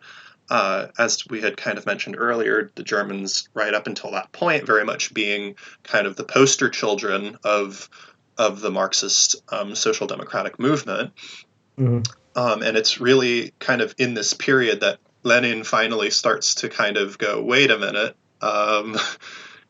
these guys are maybe not to be trusted. And this is where, the tenor of his attitude towards people like Kautsky and the other, those centrists we were talking about earlier, takes a major sharp turn for vitriol and denunciation. So I think there's just this, where was I going with that? There's this, the other thing, that I had mentioned earlier was that the party in Germany was legal, right? for the most part, like they had spent a significant amount of their time being illegal, but they had fought very, very hard and became a legal organization.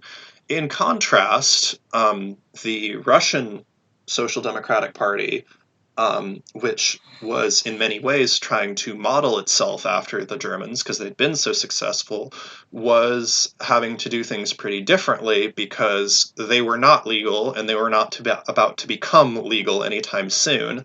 And so they really were not playing on this same terrain as kind of like respectability politics goes. Like, I think this is something that is coming up a lot in the kind of the more conservative elements of the German SPD, is that they're really trying to like, I mean, the whole idea of backing the war effort was to remain respectable in the eyes of the kind of the politically enfranchised, bourgeois and petty bourgeois class, right? To not kind of spook the liberals, as it were.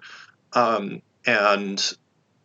like in Russia, the situation was like even more removed from that because the whole social democratic movement was illegal. And so like even like the Mensheviks and the SRs and like the other more like the less kind of radical sections from the Bolsheviks were like, they were all illegal and they all had to kind of adopt these methods of secrecy that were amenable to keeping their movement alive. And it almost died several times over during that revolutionary period in Russia. Like there were several instances where like thousands of party members were just like arrested and or killed or sent off to Siberia or whatever, or just exiled to Switzerland, or like Lenin. So yeah. Yeah, I there's actually common thread of like legalism and like appeasing.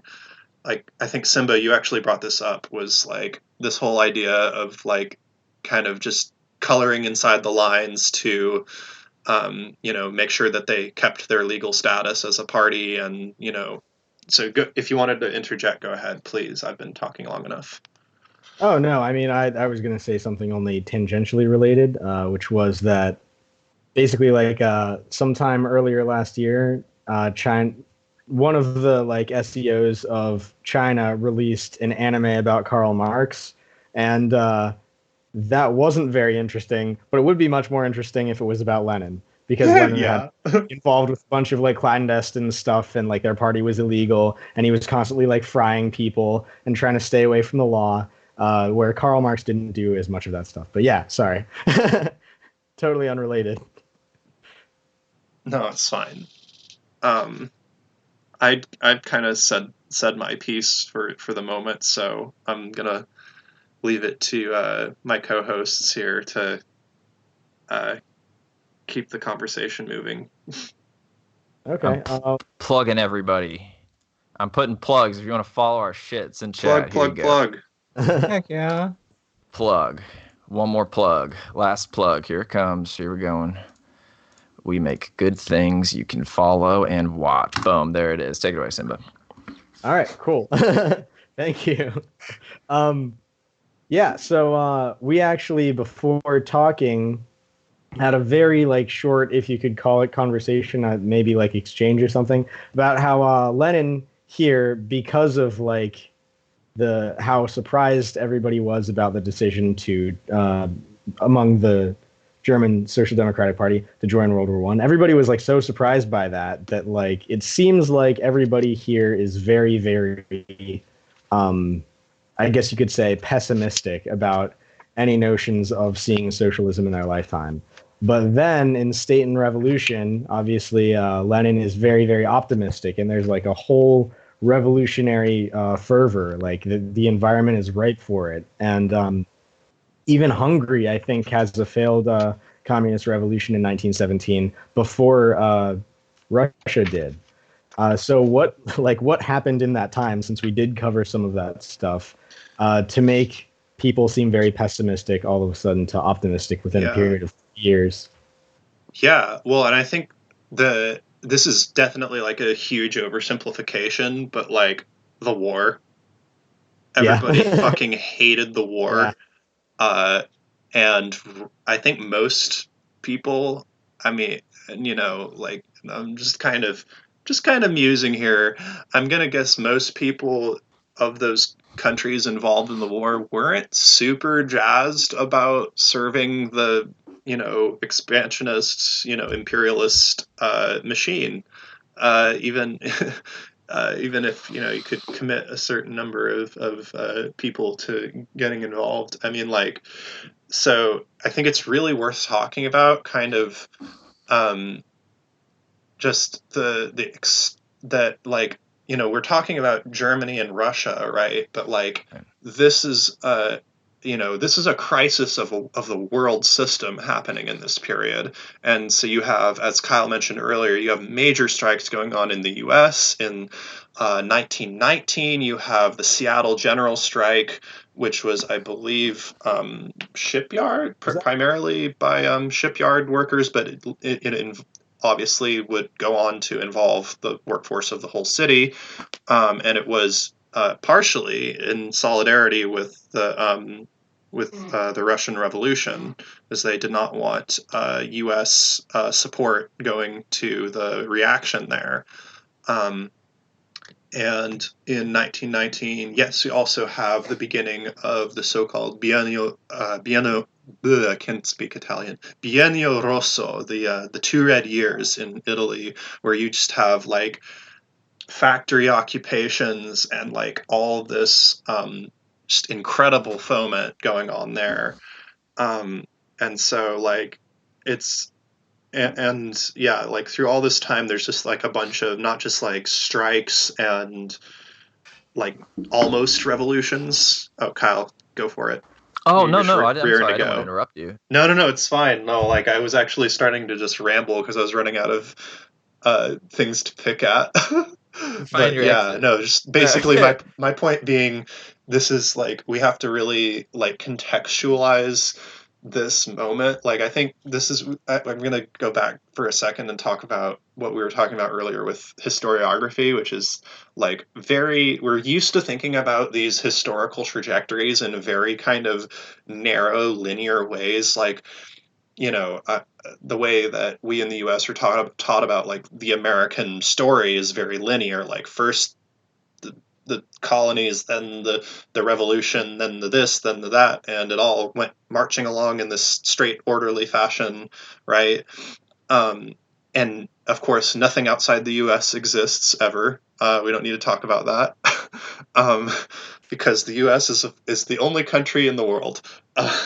But it That's actually lends itself to a very like linear telling of other histories too. That's like very much like first Germany did this, then Germany did that, and it's very kind of like that's not how things work. Like we're talking about a giant global interconnected process, right? That's how we approach history as Marxists, is that, it's not just about like the great individuals and the countries and the nation states and blah blah blah, but like these are all part of complex interconnected systems that need to be analyzed as such.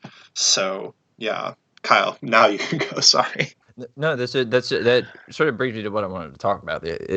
There's another framing that kind of jumped into my head. I can't remember what someone was saying something. There's a framing for sort of this, like, I think what you were very effectively describing, Simba. This kind of like this feeling of like this feeling of like everything's fucked, like into this sort of like a historical precedent kind of emerging for the left, as a result of these sort of various events and the evolution of these, sort of ideas and these thoughts. And I think one really interesting framing and very important framing, since we're talking about Marxism, is the history of technology, and how the evolution of technology, like moving through and coming into the 19th century, allowed all of these like very loose knit, very mercantile economies all of a sudden to start connecting to one another. And then Marx took and started revising Hegel, and then all of a sudden people started revising as we remember them, the vulgar materialists, people who described materialism in just a very sort of like synthesized within the context of antiquity, basically meaning like, yeah, obviously it's not talking about industrial production. But anyways, we see throughout the 19th century the evolution of not just like technology as in like weaponry and stuff, which in World War I is really, really important, as I'm sure it's one of the facts that we all remember from, school about World War I is that trench warfare, evolution in weaponry means everyone's getting just like fucked up, like real bad. The same thing was happening in terms of the evolution of imperialism throughout the 19th century. So basically what was going on was this like simultaneous like progression in like these technological spaces, also in like the medical field as well too. It played a very big role in what the French called the Civilizing Mission, which is as gross as it sounds, and is basically just their colonial project. Yeah. But they cared very much about ideas of like sanitation. As science started to change, all of a sudden sort of like the Western ideology started to shift with it. And all of a sudden you find this like, shocker, Europeans are really good at using science to do racism. So they made it even better. And using racism to do science. Yeah, exactly. They're just very prolific with racism. Nothing changes but the dates, man. I mean, come on, right? It's not any different. But I think that's a really important point. It boils everything down to like what were the capacities and the capabilities, not just for these governments, as we know, we were talking about sort of like, the very general way that most people engage with history. Well, what was the government and what were the important people doing? But on the other side of that as well, who was affected by these evolutions of technology? Too long didn't read is the working classes, either in the metropole, either on the European continent, or in the imperial core, or in the global south, or outside of that imperial core, in colonies and stuff in places like Africa, as well as South America, as well as Southeast Asia, as well as blah, blah, blah, blah, blah, blah, we get it. So basically, I think the precedence was felt in the same way. I think about like the precedent. Think about like, imagine yourself, like, I think this may help all of us figure it out. Imagine that you're like a mid-level like asshole banker in New York City in the 1990s. You make about $50,000 a year, which is a pretty good salary for that time. It's not great or whatever. And then the .com boom happens. And as it turns out, you had a buddy who was talking about this .com boom bullshit about a year ago who offered you to get in on something. Well, when that starts chugging along, like imagine being the person who gets in on that, and then imagine like turning back and looking around and seeing as the internet, the digital age starts picking up, shit goes fucking wild. And it's only gotten faster too. Right. It feels the same. It's an equivalency, like, and we don't want to equivocate too closely. There are lots and lots of differences. However, I think it's a good actually example. I think about how like I'm part of a generation that like straddles, I straddle home computing. Like people had home computers, but it was only rich fucks, and we were not rich. I think most of us are around the same age here, within a couple of years of each other. Kyle, you're what, 30? 33? 30 on the nose. 30 on the nose. Okay, yeah, I'm 27. Yeah, I think we're all kind of within a couple of years of each other. Yeah, we're all like mid-20s-ish. Yeah, roundabout. That, yeah. Yeah. But yeah, so there's this familiar like, I mean, we all have this. I would say people even younger than us would have this now, too, considering how rapidly things move. But there's this like sort of tension of change that you can see in technology as well. And that was, in a lot of ways, driving, like, it was really like, like if imperialism and capitalism, if imperialism was the car, capitalism was the motor, then the evolution of technology were the wheels, basically. And that's I think a pretty good way to put it. Huge effect. Well, yeah, I mean, like, okay, and I won't go too long on this, but think about the way that, like, electricity changed everyone's fucking life so fucking quickly, especially if you're in an urban center where a lot of this stuff was happening. Now, I don't want to put rural people out there. I love my rural people. Rural people are my people because I am them, but, like, for right now, we'll focus, since we're talking about metropolitan centers in the context of the German Revolution, we'll focus on that.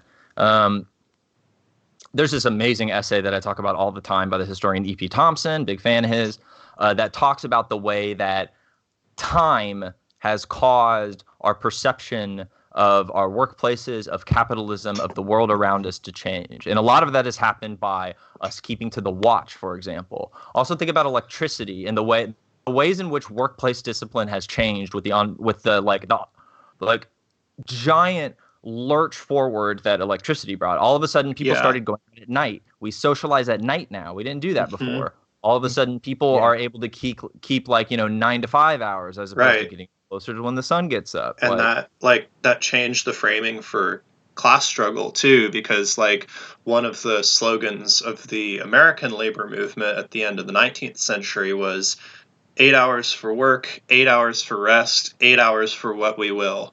So it was all kind of even though obviously class struggle, they're trying to change the terms of it, it's still very much being set by those capitalist terms. If you want, Kyle brought up the issue of how the influence of how time structures everything, and this is really a huge tangent here, but there's a really great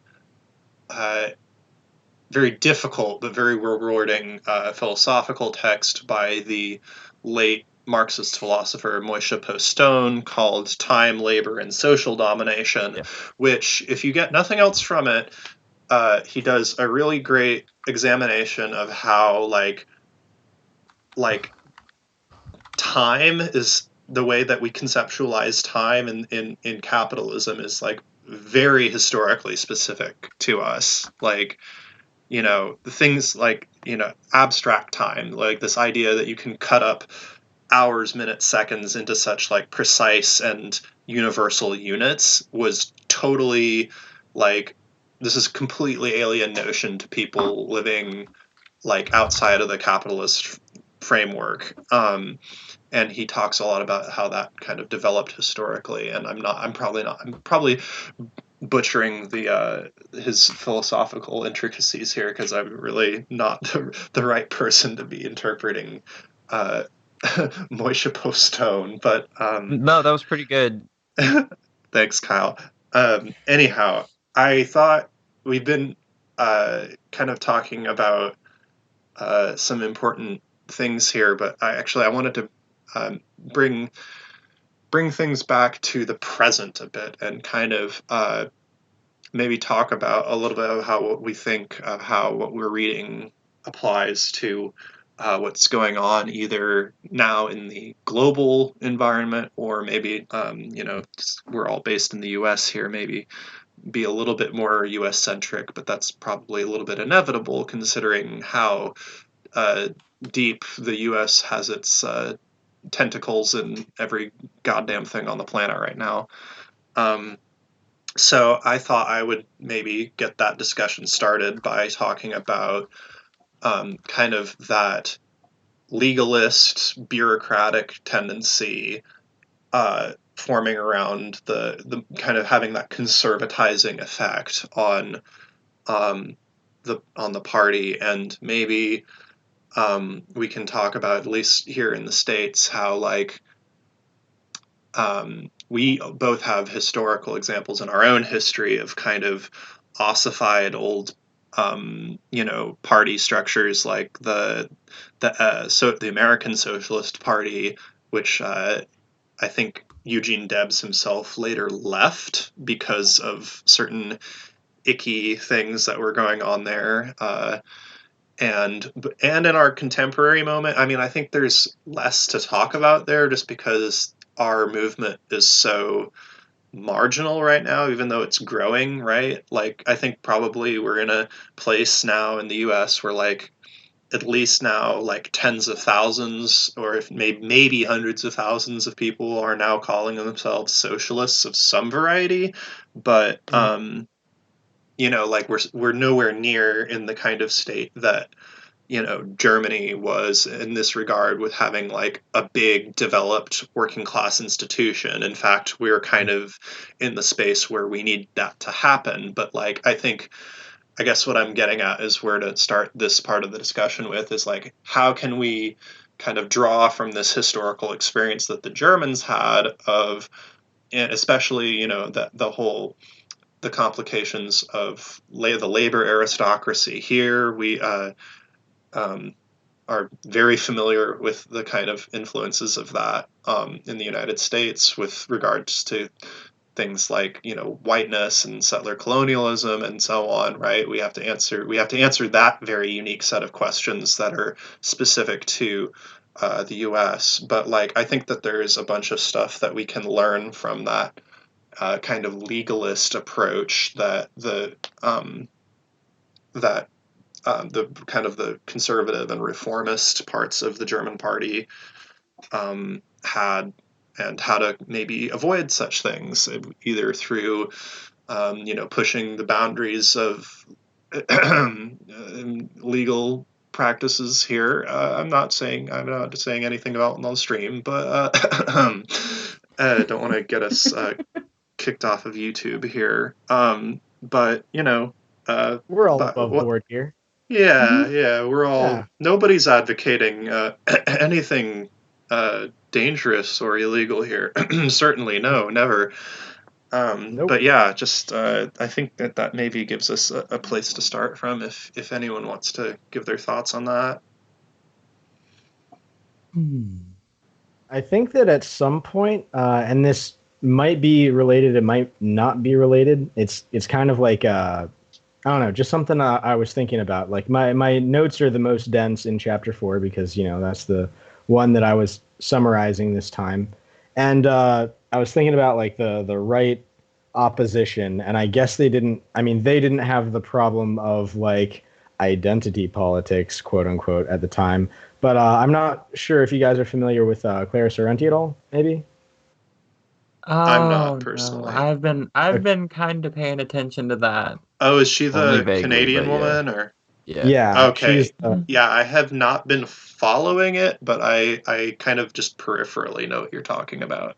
Yeah, she was like a really big mouthpiece for the Communist Party of Canada, and she left her party for a lot of reasons, but one of the reasons was because there was a resolution to recognize that settler colonialism, first off, was an issue, and second off, that Canada was a settler colonial country.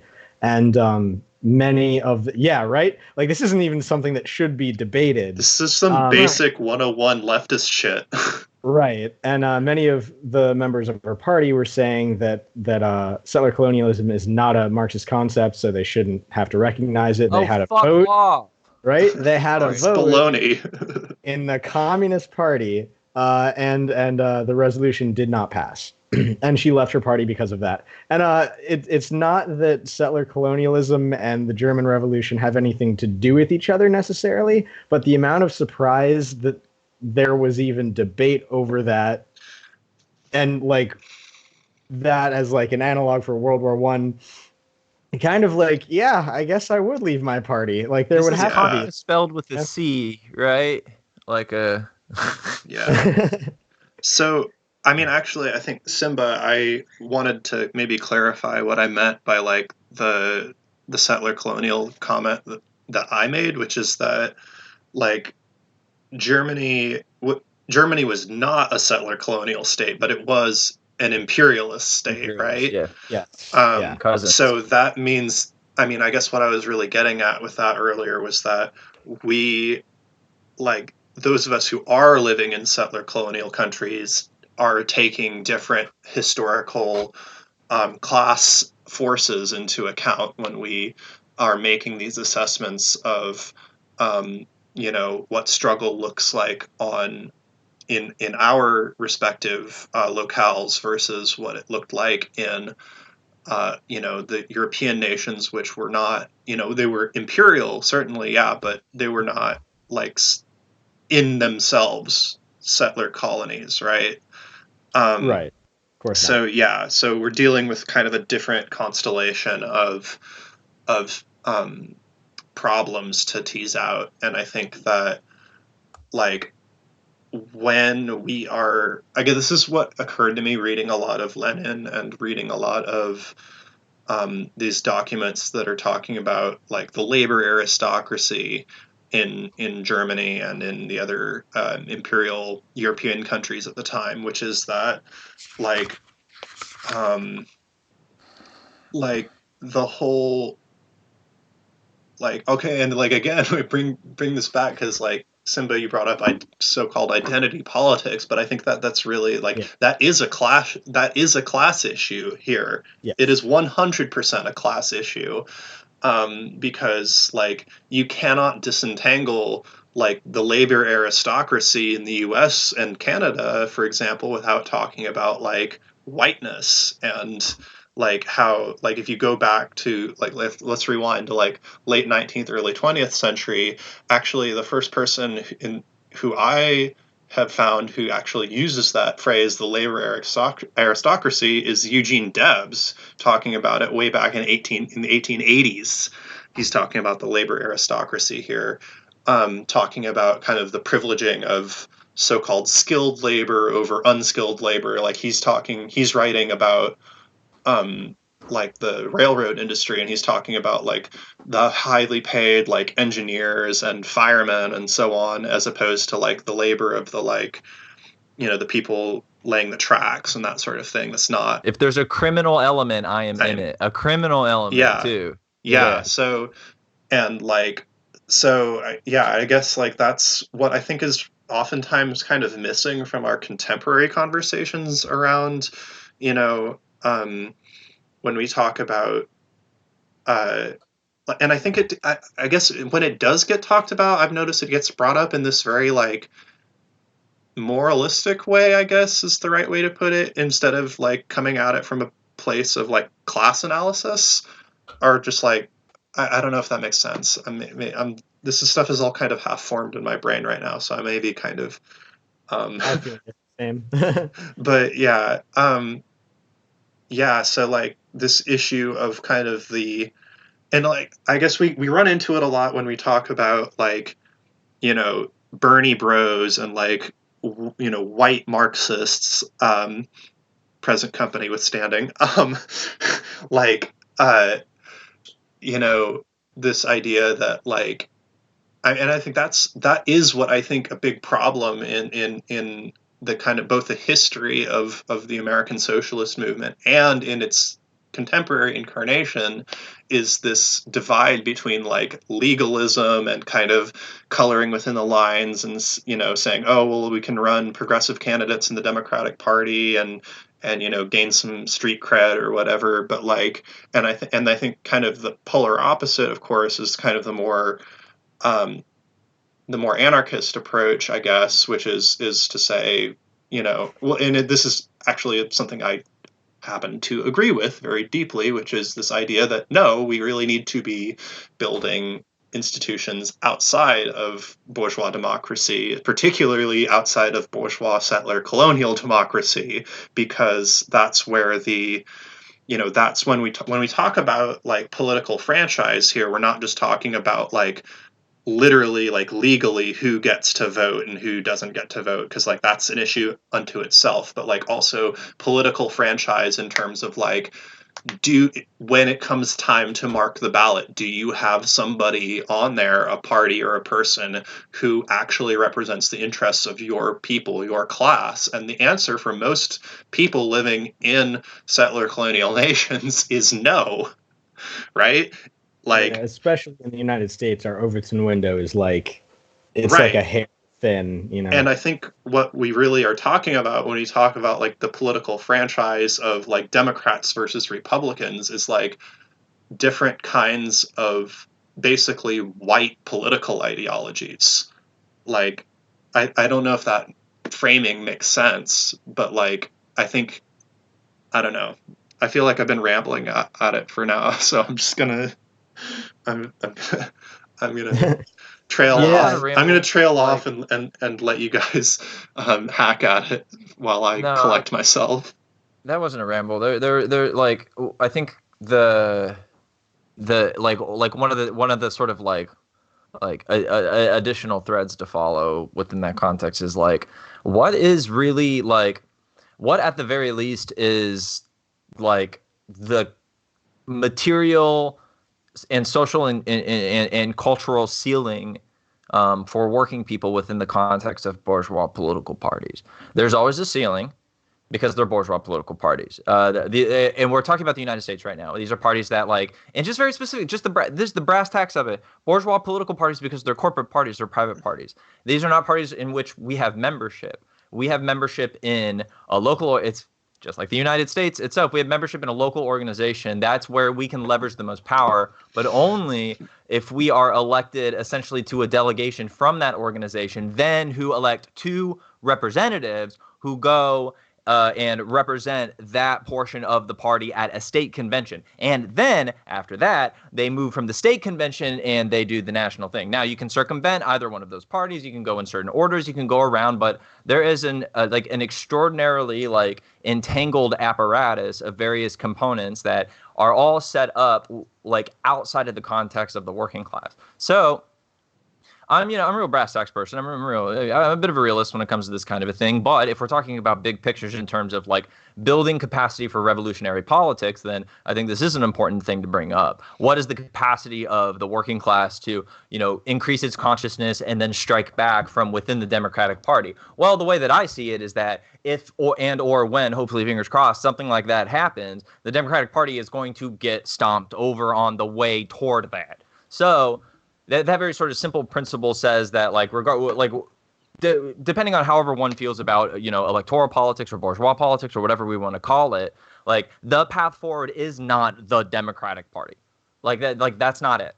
If it is it right now, Chief, we can have that discussion, have that argument. I think that's for another time. We're talking about historical stuff, so we're talking about bigger things, which, is fun for me. But if, like, in the other circumstances, if we can come to that conclusion, it's like, okay, well, there's the contemporary use value conversation. That's its own conversation. Now we go back to the original point, which is like in our imagination as historical actors, which, in our contemporary period very often gets in the way of a lot of leftists who, need to go do what I did and sit in 3 meetings in a row today for literally no money. It cost me money. I bought coffee. Like hashtag for those organizer life. I mean, kind of, right? Like cigarettes and, You're going to sit for hours in boring ass meetings doing really mundane shit. And it's like, is this what this revolution looks like? Yeah, unfortunately, for a while, it probably will look like this. Yeah, you want to hear about the glorious role of being the general secretary treasurer of a branch of the industrial workers of the world? That's the top job. I need to find food for our meeting next week. I need to find a meeting space for one of the shops we're organizing the next week after. And then I need to find food for that. And then I need to put some stuff in the mail. And then I need to send some emails that I haven't responded to yet. And then we do some vision casting and some cool stuff and talk about agitation. But yeah, I got to design a logo too. It's a lot of mundane stuff. But I think it sort of grounds us in sort of what we really need to know about the particularities of our contemporary moment, our contemporary problem. So the grounding being, the practical work we can get to achieve the Democratic Party, put that aside. What is the vehicle toward the future? Well, I don't believe institutionally that I don't believe that the mechanisms within the party are conducive to take over necessarily, unless it's like walk into the place and be like, this is ours now, you go buy. That's a thing. However, this is not an organization that, like, outside of its most like insulated corporate and like honestly like creepy lanyard culture like thing that I've been in those worlds before, like quite a bit. Outside, that is its most powerful core elements. All the other elements are not nearly as powerful. Sometimes the state parties can be very feckless. Local parties can just be like, herding cats with an umbrella. We all know this. Like in general, the most like core important components of the apparatus are the ones at its core, and the ones that seem to be impenetrable. These are people who would tie themselves to the sinking Titanic, in my opinion.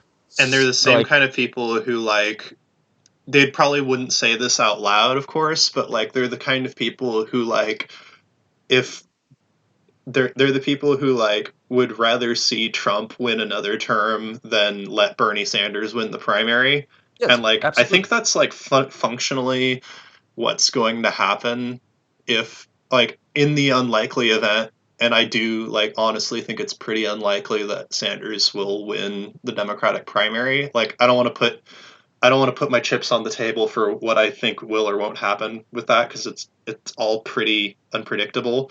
But, like, if recent history is any uh, instructive model, my gut tells me he will get thrown under the bus, even if only narrowly, and that will end up with, either Biden or some other schmuck from this crop of mayonnaise. I'll throw my chips.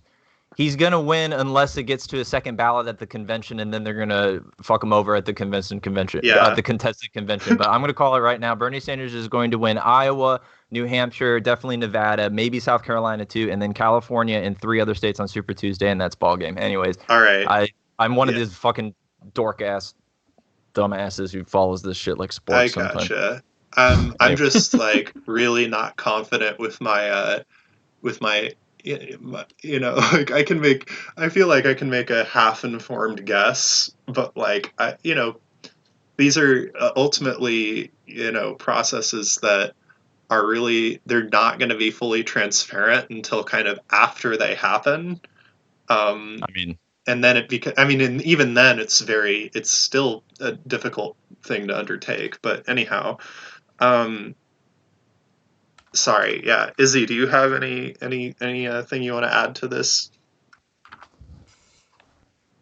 I did, but I forgot. Oh, Javi's here. Bienvenido, compa. Welcome.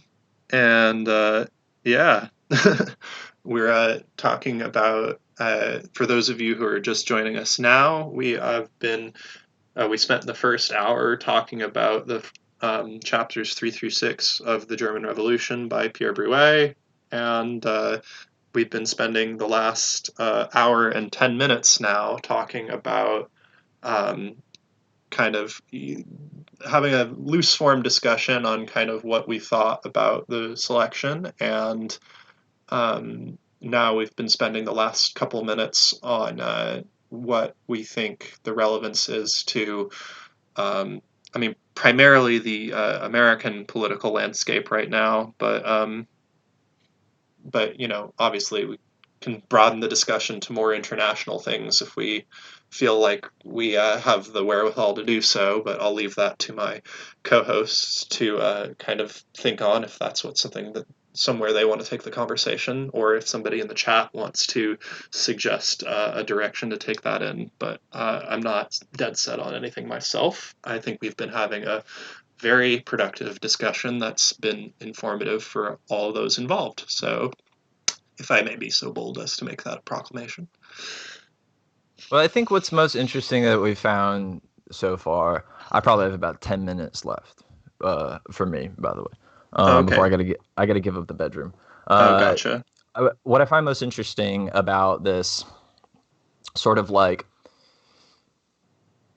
there's a more like, I know that she's plugged it on Twitter before. Melody and I have started reading a book by Robert Ovitz called "When Workers Shot Back." Plug. Hell yeah, class conflict from 1877 to 1921 is Show that off. Eventually gonna be a kick-ass collaboration. But right now we're reading it, and so I've been thinking about more contemporary usages of labor history. For those who aren't more familiar with, as we were talking about historiography, the philosophy of historical writing, the various sources, interpretations, contexts through which people write history. There is a current that's just called labor history, and it's not very popular anymore, but it is extremely useful and very interesting. It's about like understanding the sort of like the mechanisms of being workers and working people, as well as about their lives, their shared culture, their shared identities, as well as their interaction with various states and nationalities, in borders, across borders, etc. Labor history, workers. Doesn't matter which workers, doesn't matter what kind of workers, just workers, and history. I've been thinking a lot about more contemporary sort of revisions to the labor history model, which did used to be a little like stilted, a little boring. And I think there's something very impactful and meaningful that we can learn from, I think, in ways like Broué, for example, historians who are, at least in some places, and him not so much in this book, but just his position as an outward-facing, like, vocal leftist, like a Trotskyist, but, like, basically, like, his public-facing position as a leftist. There is an opportunity for those of us who, I'm the mandatory grad student you have to have in all of like any stream like this. You always have to have one. That's me. And I study history. I'm in a history department, and I teach it and that sort of a thing. One thing that we are missing from contemporary types of labor history, that book that I just mentioned, When Workers Shot Back, Melody and I were texting about it the other day, is an integration of one's sort of like fundamental, like real material political positions within the context of these books. And I don't necessarily mean like imbuing them within like throughout the entire writing. I don't mean necessarily allowing it to like fully like restrict the types of subjects that you read or that you write about or whatever. What I mean is that sort of, excuse the term, I mean this more Hegelian and less in a hippy-dippy kind of a way, but the spirit of your experiences, your ontology, your being, if you will, the sum total of all the things you see, you hear around you, the way that you synthesize and process these things, that's the epistemology, your knowledge, like all of these like sum total of experiences that are breathing themselves into your writing. And in this book, When Workers Shot Back, I mean, long story short, I've been trying to pitch someone about a piece like this for a while, but it's got me just purely thinking about my experiences in academia, which is a precarious fucking place to be right now, especially if you're in the humanities and especially if you're in history. It's really bad.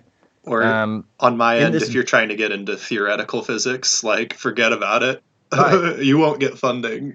You're not going to get funding. The rough fields right there.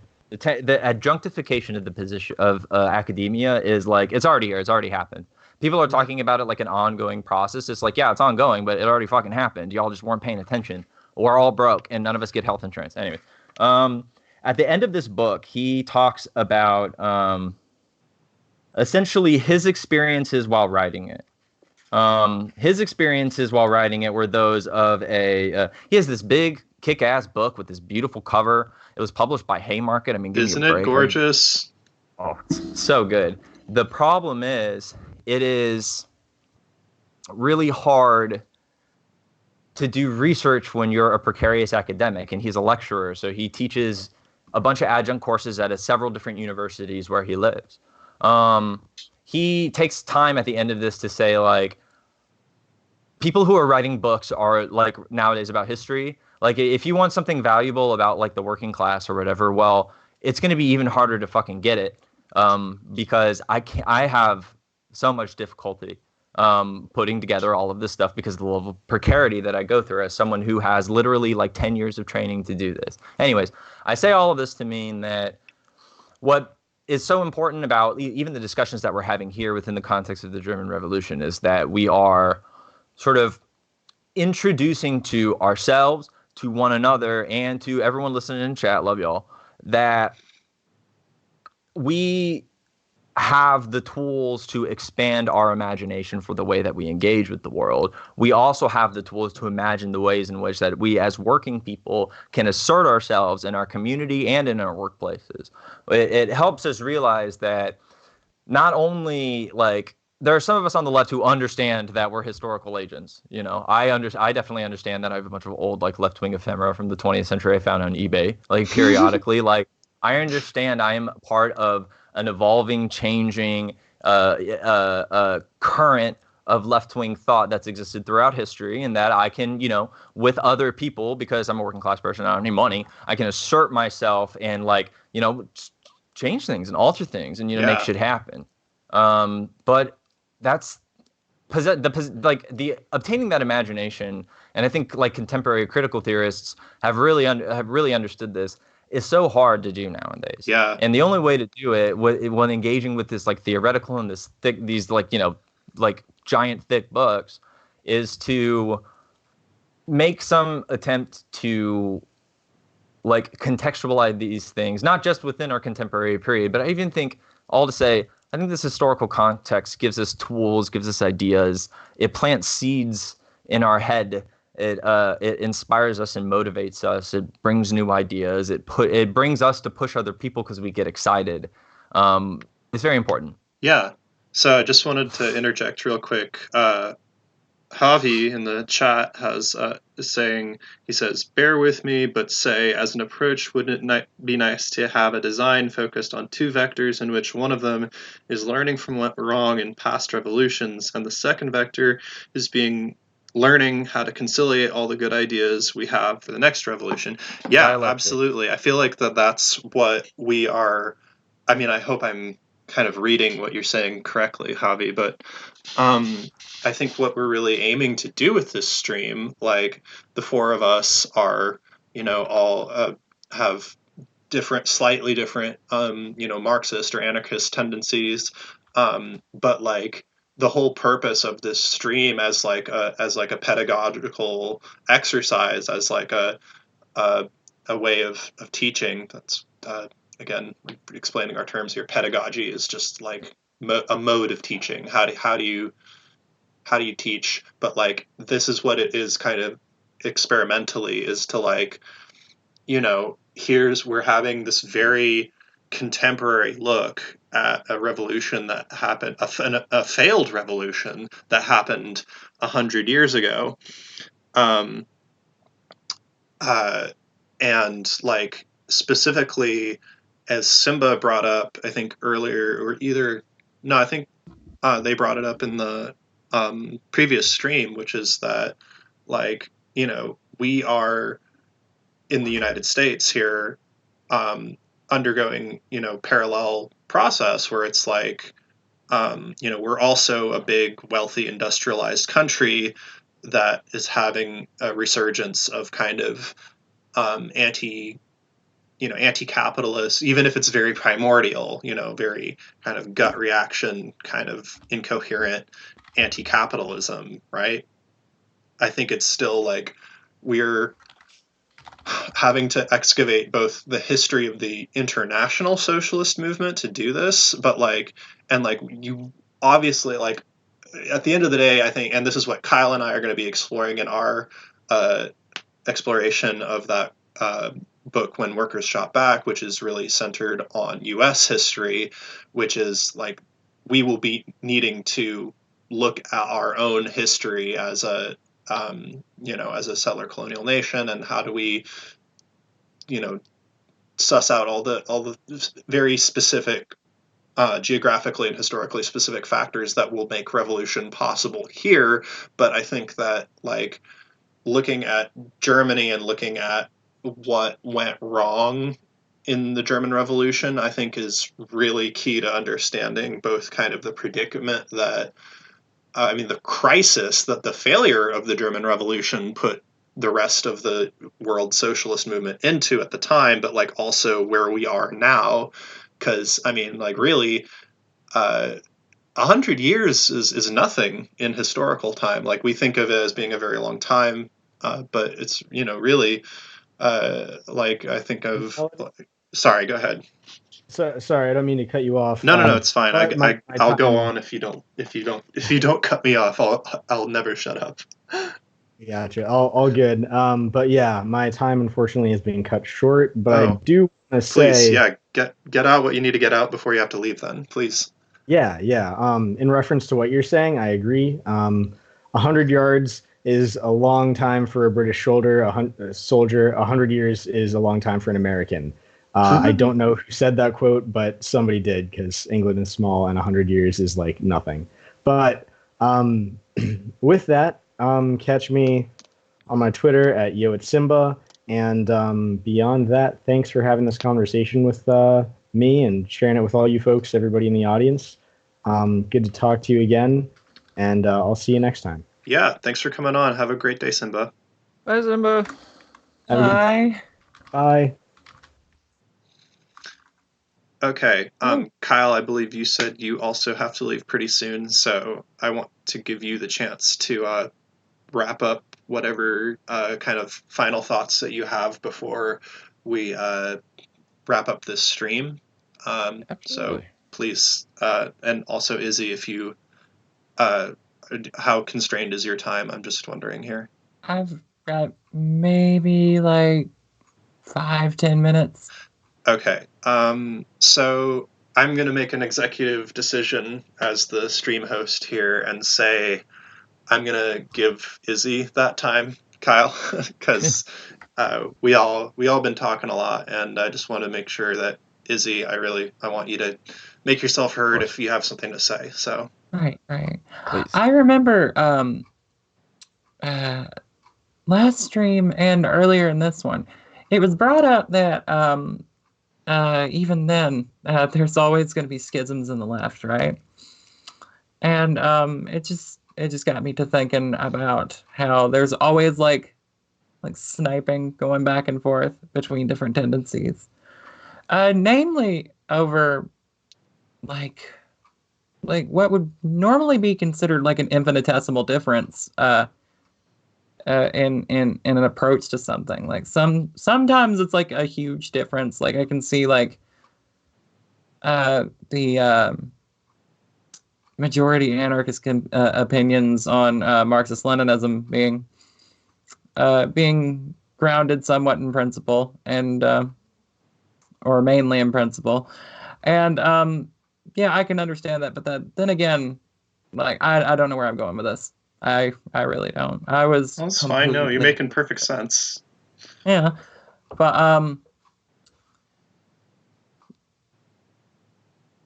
no, there it went. That's okay. Yeah. Oh boy, pass it back to Kyle, and if you think of something real quick, you can just start talking. Okay. Hell yeah. I just two things. One, Melody, thank you as always. Yeah, of course, my pleasure. Good friend, by far my most frequent collaborator. Hell yeah. And it's been great being here. I appreciate everyone watching, listening. This is very fun for all of us. Right? We have a good time. It's casual for a reason because we want to do it that way. Like it makes it an enjoyable experience for us too. But I think my takeaway, my lesson, sort of, for today, from this evening's reading is that there's a level of unpredictability. Two lessons. One, there's a level of unpredictability that comes with historical event, and that sometimes we feel as though we need to be sitting there waiting for the moment, and then the moment happens around us. Those are cool opportunities that hopefully all of us will get to be in some capacity a part of. However, those don't always happen. And behind those, my second point is that, and also not necessarily seen fully within the context of this book, behind that and behind those are thousands and millions of individual people who have decided for themselves, today is the day that I do something about X, Y, or Z. My workplace fucking sucks. My boss treats me like shit. I don't make enough money. I pay more than 50% of my income in rent, like the majority of working people do in the city that I live in. I can't make ends meet. I can't even fucking enjoy myself. I can't go to a movie without feeling horribly guilty that I just spent $7 or $8 on something that I shouldn't have spent $7 or $8 on. So I'm policing myself even in my leisure time. I'm fucking sick of it and I'm fucking tired of it. Well, guess what? Every working person has been agitated to the point of feeling that way. We all know exactly how you feel. As someone who basically made coffee and flipped burgers for 12, 15 years, I completely understand what it's like to not make dick in terms of money and to get treated like shit while you're doing it. There will be opportunities for you that may be presented to you, and your openness and willingness to, jump in and have, get your hands dirty, organize, it will be very valuable. In the meantime, there are all these gaps in between these big, aggressive historical moments that need to be filled with work. I don't know what that work is for everybody. As we see, we didn't get into the individual nitty gritty of like what that looks like for each individual person organizing. I don't know what that looks like for anybody individually. I do know what it looks like for me. For me, it's building my union. It's a radical union, helping the people in that union feel as though they're appreciated, they're loved, that they're safe in the spaces that we're creating for each other, and that they have a role to play in this little thing that we're doing here. And also to essentially find opportunities for myself to fight and advocate for working people so they come to my side, because that fucking works. It's worked in the past and it will work again. I guess my takeaway is that, one, you can follow me on everything at laborkyle. I stream on Twitch.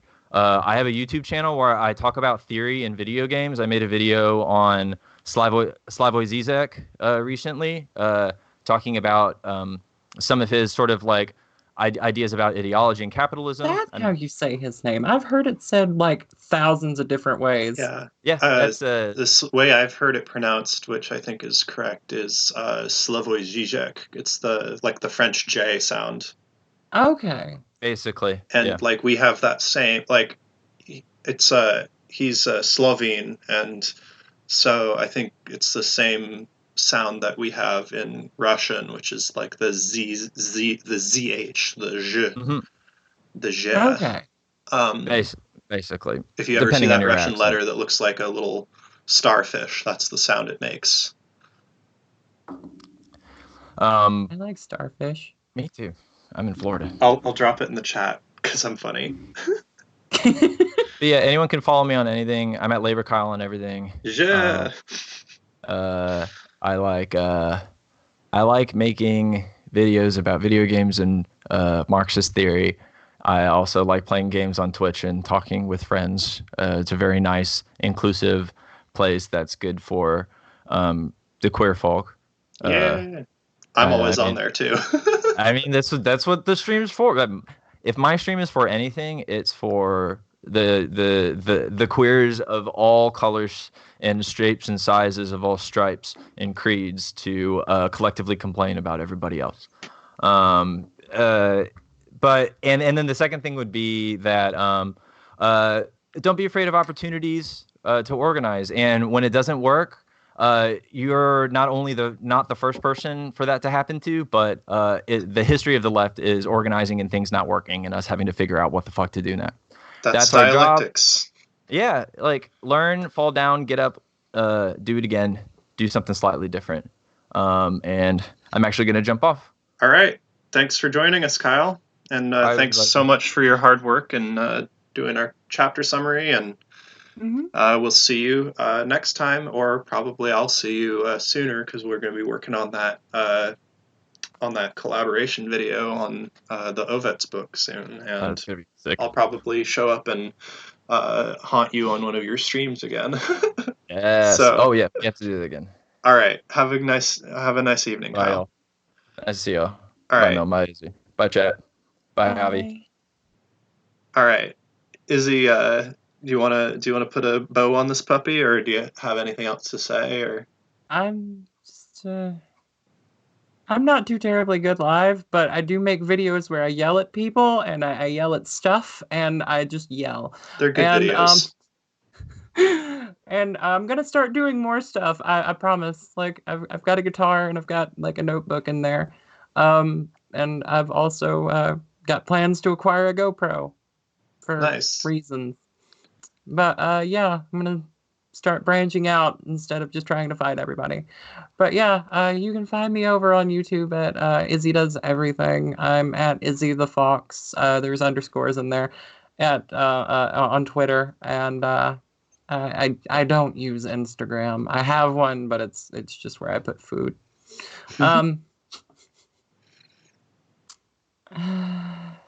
Yeah.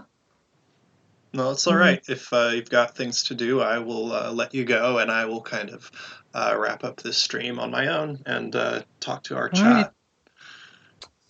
Okie dokie. I do have to start getting headed out. I gotta go pick up this shift because people called out. So. Oh, yikes. That sucks. That's never fun. Yeah.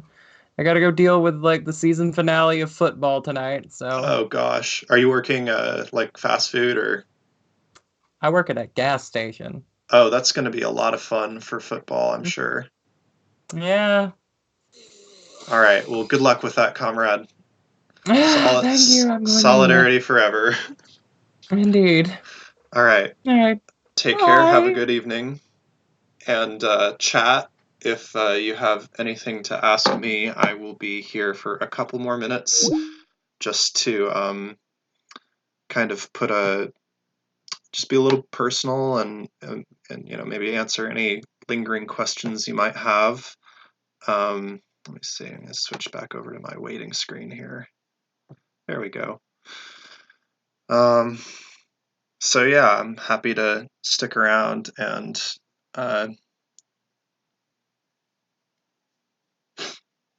yeah, if you have any questions that pop up, just throw them in the chat, and I'll be here for, let's say, another 4 or 5 minutes.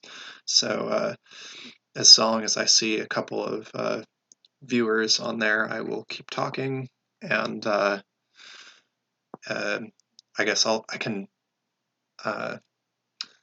give you kind of a recap of what we talked about just very briefly. Chapter 3 through 6 of this book was a lot of material, and we did a lot of condensing of what we went through.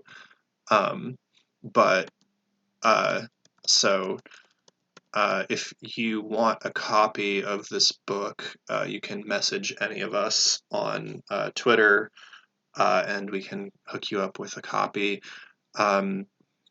So chapter 3 kind of talks about the influences, the different intellectual influences on the left wing of the German social democracy, especially heavily influenced, as we talked about earlier, by the left wing of the Dutch Social Democratic Party, particularly guys like Anton Pannekoek and the sort of pole of intellectuals around him. And chapter 4 talks about the crisis that ensued from the war vote in Germany. So the principal Marxists were committed to not engaging in imperialist wars, and so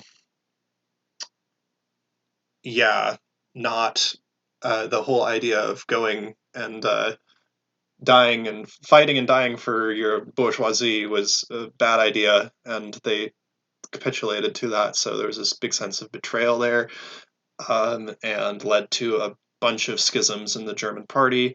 Chapter 5 talks about the kind of the first of those schisms, which was the foundation of the independent SPD, the Independent Social Democratic Party.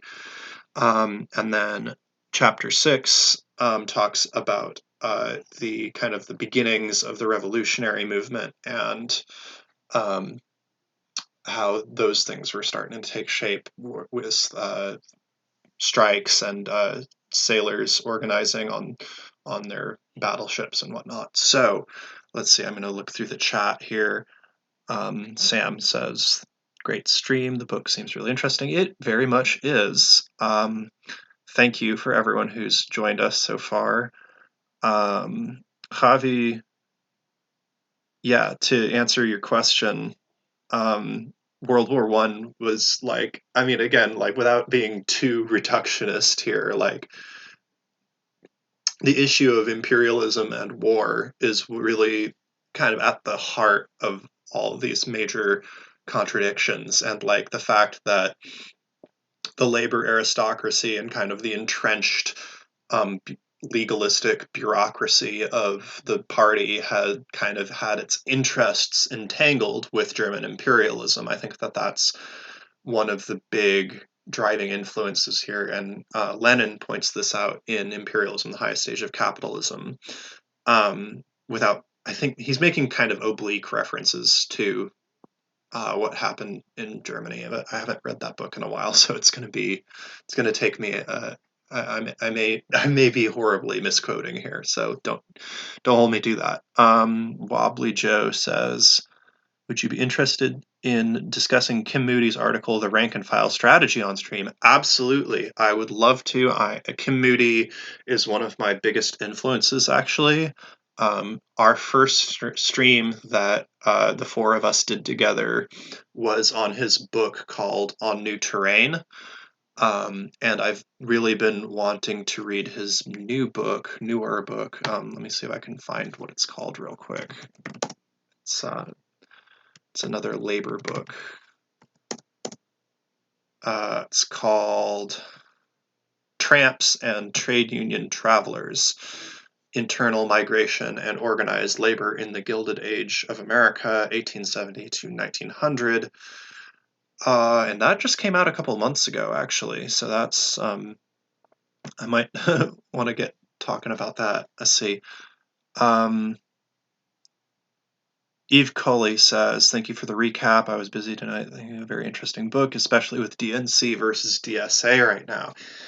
Yeah, that's a real interesting, nasty set of contradictions to get at. I'm myself a member of DSA. I'm a member of the Red Caucus, which is kind of the Marxist-Leninist, kind of revolutionary Marxist faction within DSA. And personally, again, like I don't speak for my chapter, I don't speak for my faction, anything like that. I'm right in this context. I'm really just speaking for myself, which is I'm very anti-electoral in general. I think there's some special cases where it demands our attention, but I think the DNC, like I think people really misunderstand the dynamic of the DSA with it, like as opposed to like the Democratic Party. The Democratic Party, the DSA is a distinct entity. Like they are on paper, like there's again, like I guess the thing is that like DSA on paper exists as this kind of monolithic democratic socialist organization that's committed to like ballot line kind of electoral politics, but like I guess like the reality, of course, is that the local chapters of the DSA are much more like heterogeneous. And like, for example, in my chapter in Portland, the biggest faction is the anarchist caucus, the libertarian socialist caucus, and they have a tremendous amount of ideological and political influence, right? And so like there's Wobbly Joe disagrees with me on that. Okay, well I may stand corrected then. But as far as I know, the LSC is the biggest faction here. Anyhow, but I kind of lost my place. But like, yeah, the DSA is not part of that party structure. It's not part of the Democratic Party. It's its own institutional. I mean, actually, Wobbly Joe, I don't know if that's what you were saying. Lol, no, too. I'm not, so I can't really say. But anyhow, the yeah, and Eve, I'm not sure. I feel like maybe I just kind of took your statement and ran with it too. So, uh, yeah. Also, like there's as I kind of said earlier in the stream, the U.S. left is in a very, very different place. Okay, yes. Let's see. Join. Oh, I see. Wobbly Joe and I are actually in agreement there. The joining along with the statement that the DSA is monolithic and party-like. Yeah, I would say, yeah, or is not that way. Yeah, absolutely. No, it's incredibly heterogeneous, and I am, despite the fact that it's, has a lot of very different political tendencies in it. I'm definitely very encouraged by the fact that it's growing so much, even if it's mostly committed to kind of electoral politics on that. 'Cause I think that if you're familiar with my if you anyone follows me on Twitter, not that you should take anything on Twitter you say anything you see on Twitter terribly seriously, but I do tend to be very earnest on there, which is that I think that there's a really misplaced kind of Bernie Sanders worship within a certain kind of the intellectual current in DSA, kind of around like Jacobin magazine, and to name some names, kind of people like Eric Blanc, who I have a lot of respect for his journalism and his labor report. I actually have his book, which is all about the 2018 teachers strike, which is it's a really fantastic book. But he takes this very kind of it's an approach to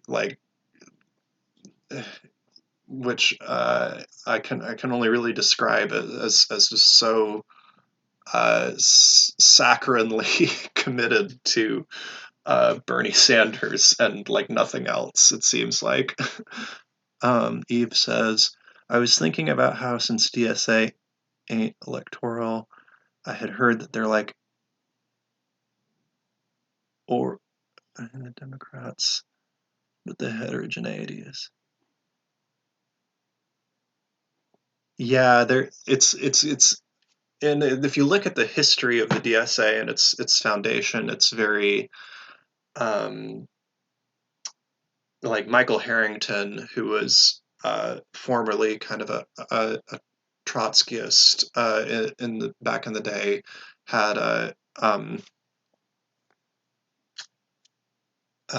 was interested in kind of pulling the party to the left, and that was what DSA was kind of foundationally committed to. But I would say that in its current incarnation, it's very much a different beast, just because it had kind of fallen into the political periphery for so long that the fact that it went from being an organization of a couple dozen people or not a couple dozen, but a couple hundred people before 2015, and then all of a sudden now it's an organization of tens of thousands.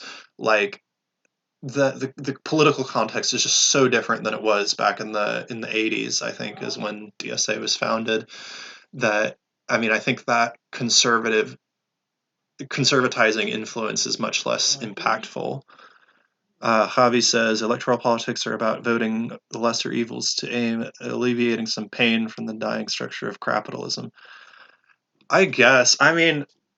Honestly, this is something that I tend to disagree with. I do not believe in lesser evils. In fact, I think this is one of my big problems with kind of the worshipful attitude towards Sanders. And you see this, it's a lot more, I guess, instructive to look first at the way that liberals talk about, harm reduction and whatever, which I think is a very problematic use of the term, because that is really talking, the term harm reduction comes from addiction treatment, and I think using it that way makes it kind of trivializes it, but that's another matter. But anyhow, I really don't like this narrative, because it's who is it really harm reduction for? It's and again, I'm really frustrated with this term, but it's certainly not harm reduction for the people who are going to get drone striked into oblivion, no matter what party is in charge, right? We're still going to be, the U.S. is still going to be, terrorizing the global South once if Bernie Sanders is in the Oval Office. And I probably get a lot of shit for saying something like that, but I think liberals have kind of the same attitude about their anointed saints. You cannot talk shit about Obama, right, without liberals going absolutely nuclear on you about, oh, he's the greatest president ever. He never harmed a fly, and oh wait, but he set up ICE and he expanded the drone program, and mass surveillance has never been worse, and blah blah blah. So I think there's kind of like a real, I think kind of the democratic socialist idea, at least this particular conception in which Bernie Sanders is the great hope and he can do no wrong. Like I just no, I can't. It's not something I can get on board with, and it's that argument of lesser evilism is really not something that I can buy into.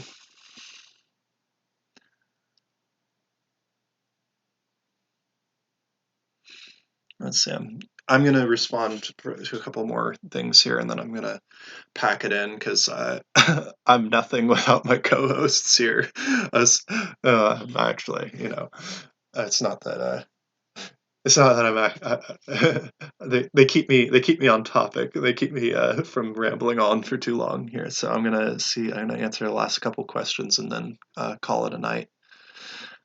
Regarding Bernie Sanders, Peter Kaufman put a video basically laying out how Sanders has done mass line organizing. Great point about harm reduction for who. Javi says having people with better health care and trying to lower Israel funding. Yeah, so I guess Javi, my issue with that is that the American political infrastructure is really set up so that even if you had a Bernie Sanders president, like we remember, all you have to do is rewind back to 2009 when Barack Obama, we can now look back on as being kind of a neoliberal a-hole, right? Like, but the right wing of the American political system considered him like a fucking communist, and they were gonna burn the whole goddamn world down to stop him from getting even the most milquetoast, half-assed legislation through, right? And so I think, with somebody like Bernie Sanders, who's like an avowed socialist, where it's not only obviously the right wing is going to be completely apoplectic that a socialist Jew is now president. And I want to just a quick aside here, Brett O'Shea and Allison Escalante of Rev Left Radio and Red Menace have a great episode on this that they just released to the public. It used to be behind a paywall, now it's public. Anyhow, but yeah, no, basically, like you would need nothing short of an electoral miracle, not just for Bernie Sanders himself to win, which again, I think given the circumstances that he's in right now, I think is already on its face unlikely. But then on top of that, you would need Democrats, not only Democratic, but like specifically, like you would need a supermajority of candidates from in the whole political apparatus that were able to, concoct something like, basically to stop the right wing, both the Republicans and the kind of the conventional Democrats from blocking anything that goes through. And you already see that not only the Democratic establishment turning its guns on Sanders, but like even nominally pretty progressive elements of the party are going against him. Okay. Yeah. So, and I think I'm gonna answer this thing from Wobbly Joe and then call it a night. Apologies, it's going to be a bit of a non-answer. So, what are some of my thoughts on the work that FTP groups are doing? So, FTP, I am going to take your meaning to be the For the People groups. I think that's what you're talking about. If not, let me know. But I honestly, I can't pass judgment on that. I'm not familiar with their work. I have heard of them. That's about it. So I'm really not the right person to ask about that. So sorry if that's a bit of a non-answer. I've worked with quite a few groups in Portland because that's where I'm based, but I've had good and bad experiences with various organizations and individuals here. Shout out to Shane Burley and Mark Bray and Alexander Reed Ross. They're all a bunch of great anti-fascist activists here and authors. I'm more on the Marxist side politically from them, but they still do good work, and I have a lot of respect for them. So, yeah. So thanks everyone for joining us, and wow, we're at the 3-hour mark. I was not expecting that. So thank you so much for joining us. Hopefully we'll be back with the next reading group soon. If you need a copy of the book, please hit me up on Twitter. My handle is at @aworldtowin1. Yeah, hit me up or hit one of my comrades who joined us on the stream. Hit one of us up and we will get you a copy of that book. And you can follow along with us, and hopefully if you want to do me a huge favor, if you want to do all of us a huge favor, is talk about this stream, mention it on, link it on Twitter, on your Facebook, on your social media, whatever. Talk about it with your friends, and heck, start your own. If you have the wherewithal to do that, you should pick up this book and do your own study group, and maybe you'll do it even better than we do. Yeah, I think that's everything. Thank you again for joining me and my co-hosts, and we will see you next time.